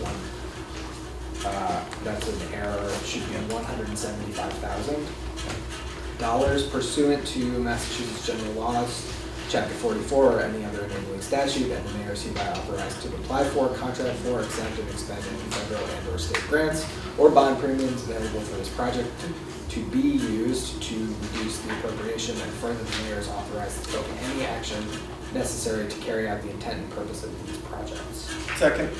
Discussion? Did I do something wrong? No. Okay. So if I missed the line right now. No, you did great. Any discussion on Green River Road? Can I ask the same question about this one? Just a quick update. Green River Road? Yeah. Well, Green River Road is one of those roads that we couldn't get into the paving program this year because of the prioritization of the roads, excuse me.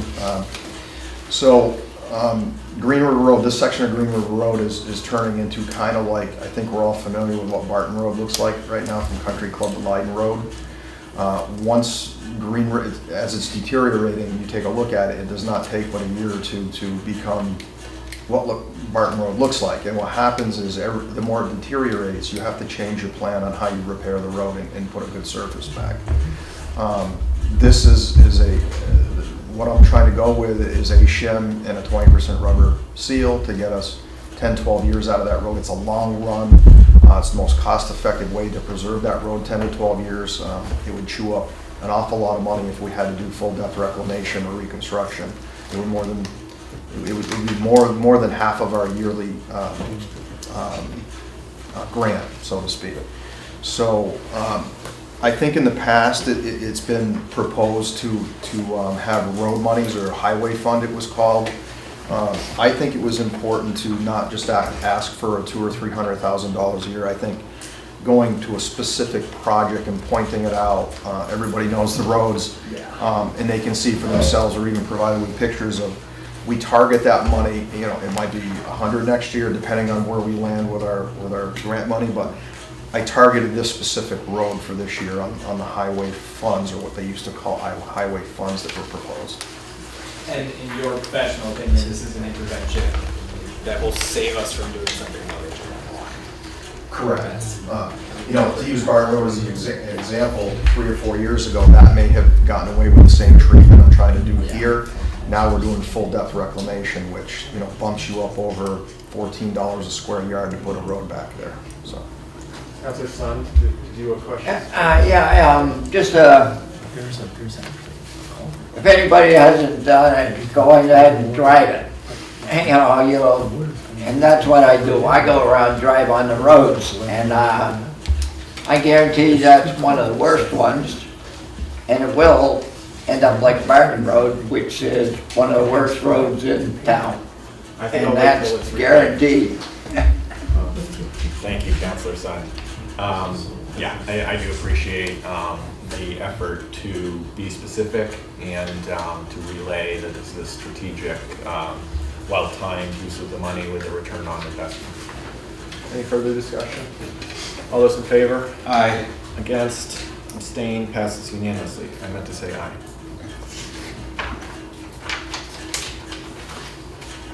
The sum of $30,000 be ordered that the sum of $30,000 be appropriated for the replacement of the Greenfield Middle School playground equipment. And to meet said appropriation, the treasurer, with the approval of the mayor, is hereby authorized to borrow said sum of $30,000 for this pursuant to Mass General Laws, Chapter 44, or any other enabling statute. And the mayor is hereby authorized to apply for, contract for, accept, and expend any federal and/or state grants or bond premiums available for this project to be used to reduce the appropriation, and further, the mayor is authorized to take any action necessary to carry out the intent and purpose of these projects. Do I hear a second? Second. Discussion. Definitely needed.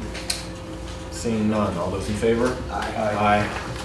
Opposed, abstained, passes unanimously.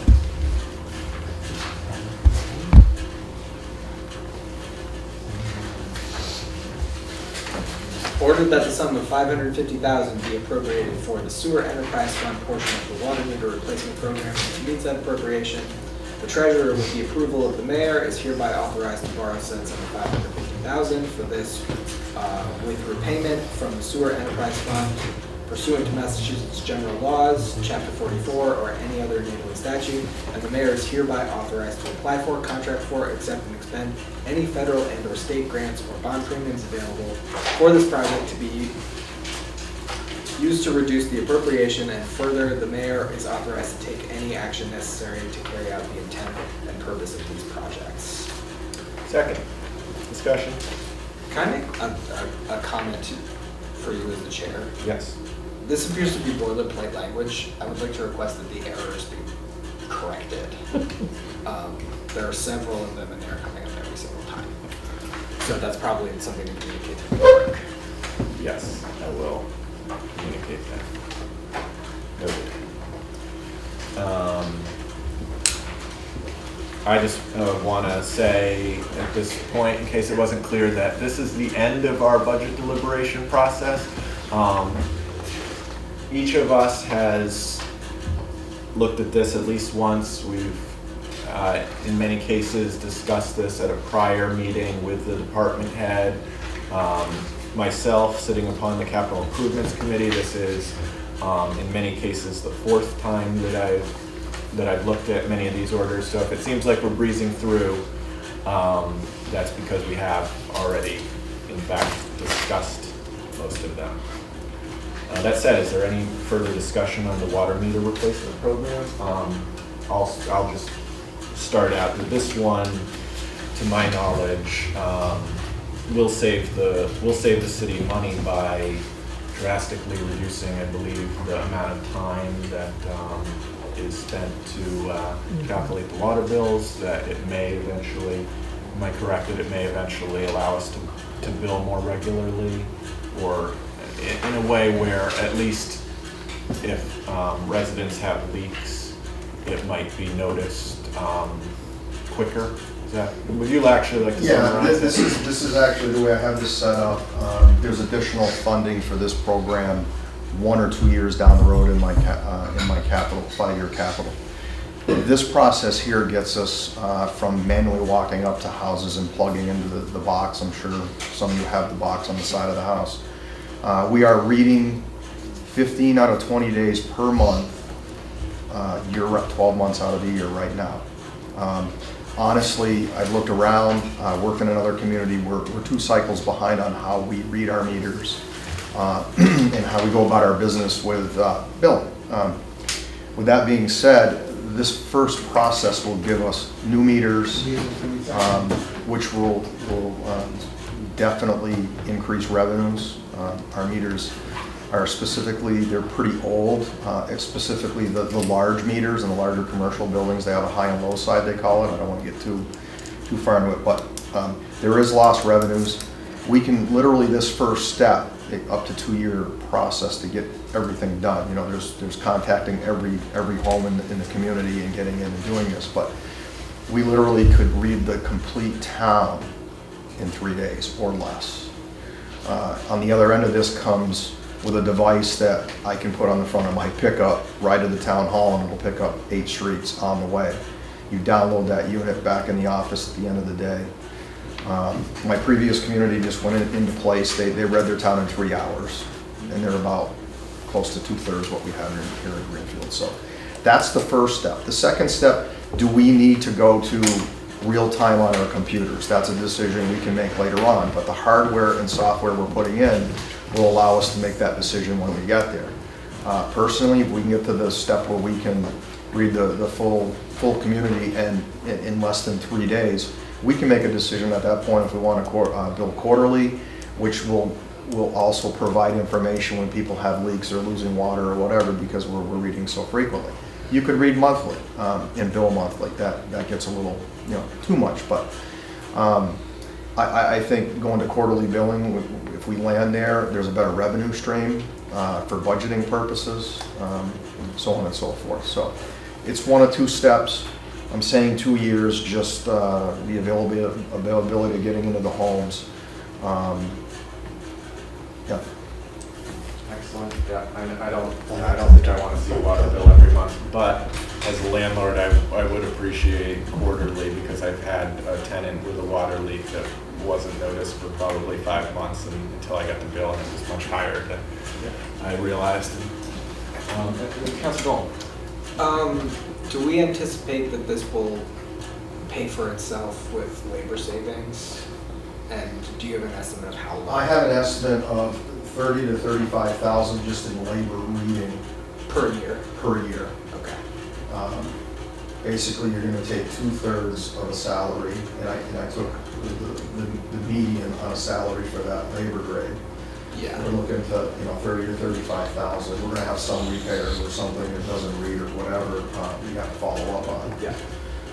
So that, and the other takeaway from this program is what we call unaccounted for water. I think we've talked about that before. Yeah.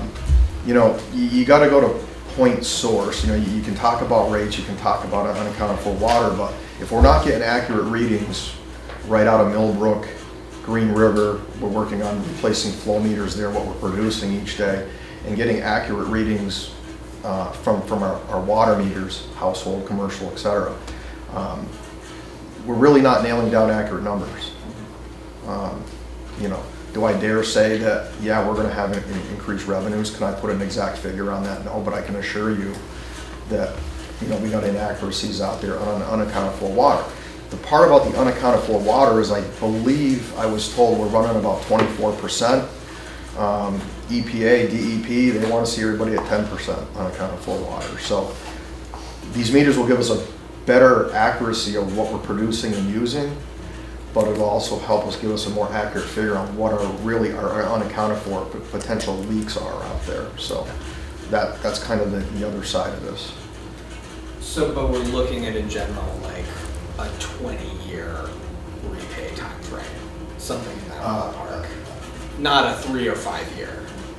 I would say you're going to get paid back in 3 to 5 years, 3 to 7 So years. there's that much unaccounted for water out there. With the old meters, yes. The older they get, the slower they turn, which means the water's going through but not being accounted for. It's not being counted. Are there layoffs associated with this? Or are you just moving personnel around? Well, the way it works now, what little time the meter reader position has, when they're not reading and they don't have repairs, they're with the excavation crew. They're with the distribution crew, replacing main, replacing hydrants.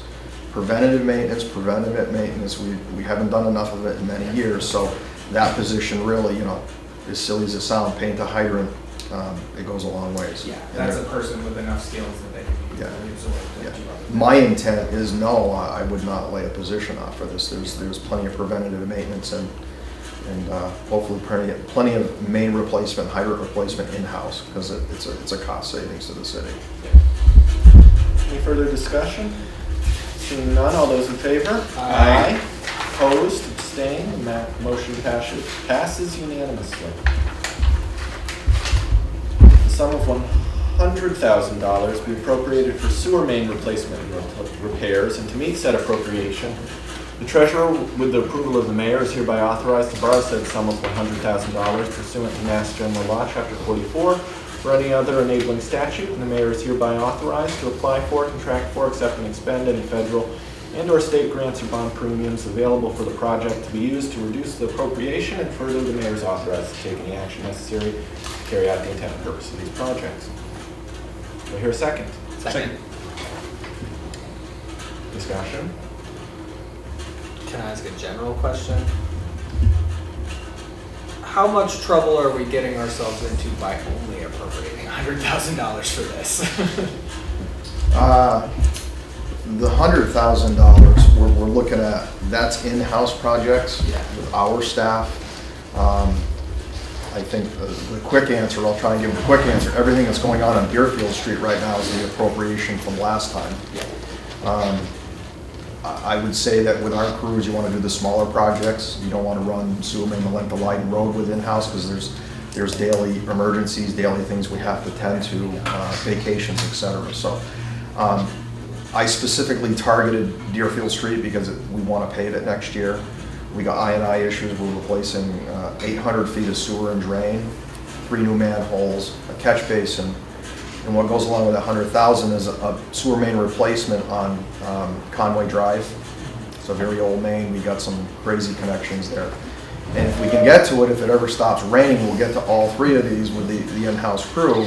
There's, I think, 350 feet on Hastings Street underneath the sidewalk of drain that is no good. Happens to be an area of sidewalk that's in severe need of replacement. So, Your next question. yeah. So. They've already taken down all the trees. What can I say? Go for it. Right. So, and the reason I'm asking for the 100, and Liz and I have talked about it since putting the budget together. If we can get on this program of doing 100,000 in-house, that would equal 300,000 to 650,000 contracted out for the small jobs. It's something I want to look at putting in the operational budget, and then I can present each year what are we doing with that 100,000. This 100,000 gives me my planning for next year with the in-house staff, as we're doing the last 100,000 in-house now. So it's kind of a reoccurring project, smaller projects, largely, but small. Yeah, it's part of the process. Yep. Yeah. Required every year, I would imagine. Okay, thank you. Further discussion? All those in favor? Aye. Opposed, abstained, it passes unanimously. The sum of $300,000 be appropriated for sewer inflow and infiltration evaluation and repairs, and to meet said appropriation, the treasurer, with the approval of the mayor, is hereby authorized to borrow said sum of $300,000 pursuant to Mass General Law, Chapter 44, Section 814, or any other enabling statute. And the mayor is hereby authorized to apply for, contract for, accept, and expend any federal and/or state grants and bond premiums available for this project to be used to reduce the appropriation, and further, the mayor is authorized to take any action necessary to carry out the intent and purpose of these projects. Second.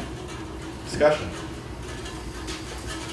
This is our continuing attempt to get I&I under control. Anything you'd like to add, Director? It just so happens, as they say, timing is everything. So it so happens that EPA paid us a visit this morning.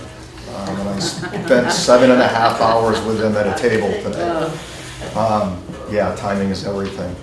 And we went through a lot of records. I got to put a lot of stuff together. They were impressed with our record keeping. They were impressed with the institutional knowledge. They met with myself and Superintendent Hawley down at the plant. And the reason they're here is because in the national database for EPA, we keep showing up as in violation of our permit.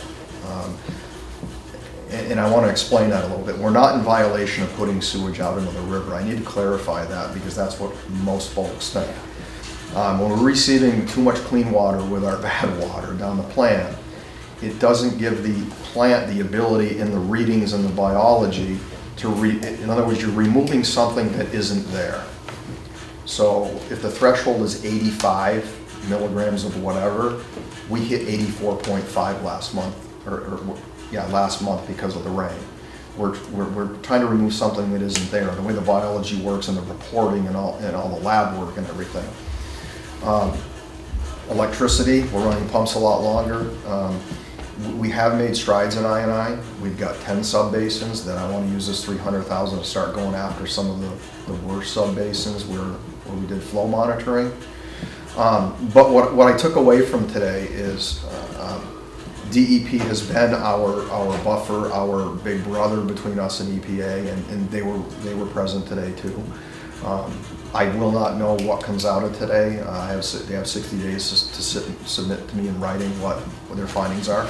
But we wrapped up the meeting in a very good way. I feel good about it. But they want the I&I addressed. So, that's where we're at. Further discussion on that? Seeing none, all those in favor? Aye. Opposed, abstaining, passes unanimously.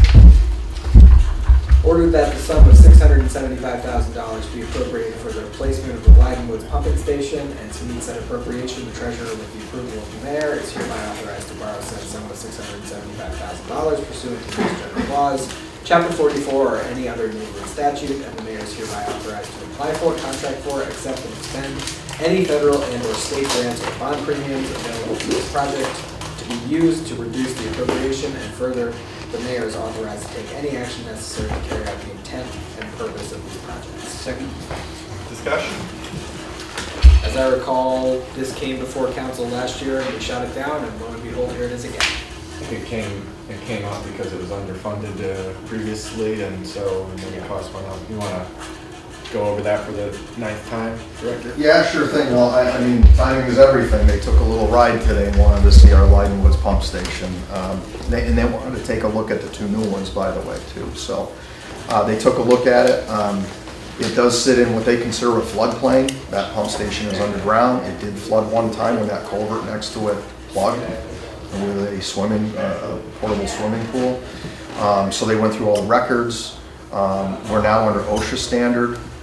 Basically, DEP, EPA, OSHA, everyone's trying to do away with these underground stations. It's beyond its useful life. They were good for 30 to 40 years. This one went in 1972.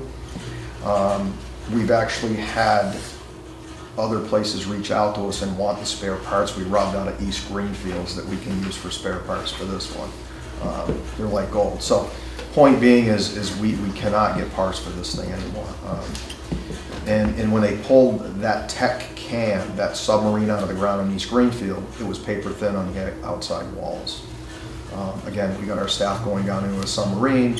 We're not meeting a few codes down there now under OSHA. They're too close to the electrical, but it's so tight down there to replace pumps. You're dealing with water, close to the panels, so on and so forth. There's a lot of OSHA regulation there.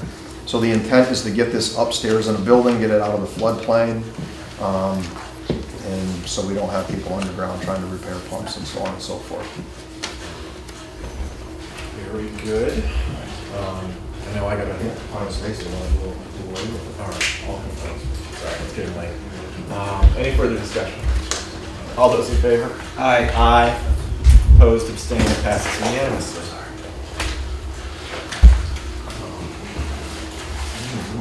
Ordered that the sum of $4,100,000 be appropriated to build an anaerobic digester, and to meet with said appropriation, the treasurer, with the approval of the mayor, is hereby authorized to borrow said sum of $4,100,000 pursuant to Mass General Law, Chapter 44, or any other enabling statute. And the mayor is hereby authorized to apply for, contract for, accept, and expend any federal and/or state grants for bond premiums available for this project to be used to reduce the appropriation. Further, the mayor is authorized to take any action necessary to carry out the intent and purpose of these projects. Do I hear a second? Second. Discussion. I just want to say I think this is a great example, this whole project, of like Greenfield's spirit. You know, we had a problem with the sludge, and I know your predecessor came up with this shared project that was going to, you know, both solve the sludge problem and, you know, put us in collaboration with other communities. And you came in and changed up his project. There's just a lot of creativity behind this, and I really appreciate the work that's gone into it. This seems like it's definitely going to be something that's going to pay for itself in no time at all. So I'm really happy to see it go through. Yeah. Councilor Song? In the years I've been on the council, it seems like this is going to pay for itself in the overview. You know, it's better to go forward that has something pay for itself now than go down the road and find out, hey, we're paying a lot more money on hauling this out of here. And with different communities around, helping bring theirs in, and having it go out to help different, like Martin's Farm and everything else, be able to use it for their different jobs. Anything you'd like to add, Director Warner? Yeah, today when we met with the folks from EPA, they wanted to take a look at my capital plan, my 5-year capital plan. And they actually they just magnetized right to this project. So they come in to tell us we got big time I&I problems. When I pointed out to them, this is a quarter of my standard operating budget every year, and it's going up. We're dealing with trying to get a hauling contract now. I'm looking at probably a penny per gallon more this year. It doesn't sound like nothing, but it equates to probably more than the $440 I put in the budget or thereabouts. So they were really excited about the project, and I think even at the end of the day, I have to assume we're going to get some grants because everybody's excited about this project that I've talked to. But the main takeaway is, even if we break even, we're now in control. Who knows? I don't want to see the sludge bill $1 million 5 years from now. Again, it affects rates. It affects getting more pipes in the ground. It affects everything. It's a domino effect. The sludge is so. Absolutely. Thanks. Any further discussion? All those in favor? Aye. Opposed? Abstained? It passes unanimously. Is it my turn here? Yeah, you can take this one, right? How they shoot. Order that the sum of $600,000 be appropriated for the water enterprise fund portion of the water meter replacement program, and to meet said appropriation, the treasurer, with the approval of the mayor, is hereby authorized to borrow said sum of $600,000 for this, with repayment from the water enterprise fund pursuant to Massachusetts general laws, Chapter 44, or any other enabling statute. And the mayor is hereby authorized to apply for, contract for, accept, and expend any federal and/or state grants or bond premiums available for this project to be used to reduce the appropriation. And further, the mayor is authorized to take any action necessary to carry out the intent and purpose of these projects. Second discussion. This is the water enterprise portion of the cost of the water meter replacement program. Pretty straightforward, am I right? There's a different figure because we have less sewer services, so less sewer accountability on the meter end. So there's a $50,000 difference between the two. Can I ask a follow-up question? It's actually about sewer. Yeah. we're currently billing a flat rate for sewer per household, right? Correct. Is that gonna change with the metering? Or it's I haven't dug into that. I mean, that's something that's a much larger discussion that we wanted to get into. You know, my previous community that I worked at had 8 different rates for your water. You know, they had, you know, different rates for agricultural, sprinkler systems, regular drinking water, so on and so forth. There was a commercial rate, a base rate, a life rate they called it. So it could be, but not necessarily. Right. But you're also talking doubling and tripling the meters at each household. If they have a garden and they got a sprinkler, I mean, an irrigation system, you need 3 meters, 3 different readings. So there's a lot more money involved to go to that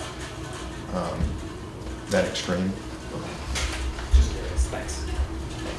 Any further discussion? All those in favor? Aye. Abstain?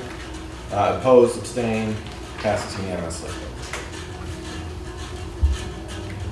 In order that the sum of $100,000 be appropriated for water main replacement and repair, and to meet said appropriation, the treasurer, with the approval of the mayor, is hereby authorized to borrow said sum of $100,000 pursuant to Mass General Law, Chapter 44, or any other enabling statute, and the mayor is hereby authorized to apply for, contract for, accept, and expend any federal and/or state grants or bond premiums available for this project to be used to reduce the appropriation, and further, the mayor is authorized to take any action necessary to carry out the intent and purpose of these projects. Second. Discussion. This is, let's see, it's getting late. How is this different from the other order that we had before us? Is this all? That was sewer. That was sewer, this is water, yes. And this is basically the same old thing except the clean drinking water. The current funds, we're doing some repairs on Conway Street to get ready for paving. Part of those funds are going also towards the design and engineering on West Street, which is in much the same condition as Sanderson Street. This appropriation right now, tentatively or drafted, we're looking at replacing the 4-inch undersized main on the portion of Phillips Street that we haven't done yet. Okay. Fire protection, et cetera, et cetera. So very good. That's kind of earmarked for next year if we get the appropriation in-house work. Further discussion? Seeing none, all those in favor? Aye. Aye, opposed, abstained, passes unanimously. Is this the last one? I believe so. Ordered that the Greenfield City Council appropriate the amount of $150,000 to purchase installation-related equipment for ESET expansion and customer installation, and to meet said appropriation, the treasurer, with the approval of the mayor, is hereby authorized to borrow said sum of $150,000 pursuant to Massachusetts General Law, Chapter 4, Section 8, Subsection 14, or any other enabling statute, and the mayor is hereby authorized to apply for, contract for, accept, and expend any federal and/or state grants or bond premiums available for this project to be used to reduce the appropriation, and further, the mayor is authorized to take any action necessary to carry out the intent and purpose of these projects. Second. Discussion. So this is coming out of general fund? This is general fund. Well, this is coming out, this is, no, I believe this would be bonded as a capital project. The debt would be paid by GSEC. Oh, So okay. we bond it, but they pay the debt. I get it. It's just like one of the other airlines funds. Just like water sewer? Yeah. Makes sense. And I think this is clearly necessary for their further and continuing expansion. And they should have access to capital. Any further discussion? Seeing none, all those in favor? Aye. Aye, opposed, abstained, it passes unanimously. The annual budget meeting is Wednesday, May 22nd, 2019, at 6 p.m. at the Greenfield High School cafeteria. I now adjourn this meeting at 8:19. Thanks.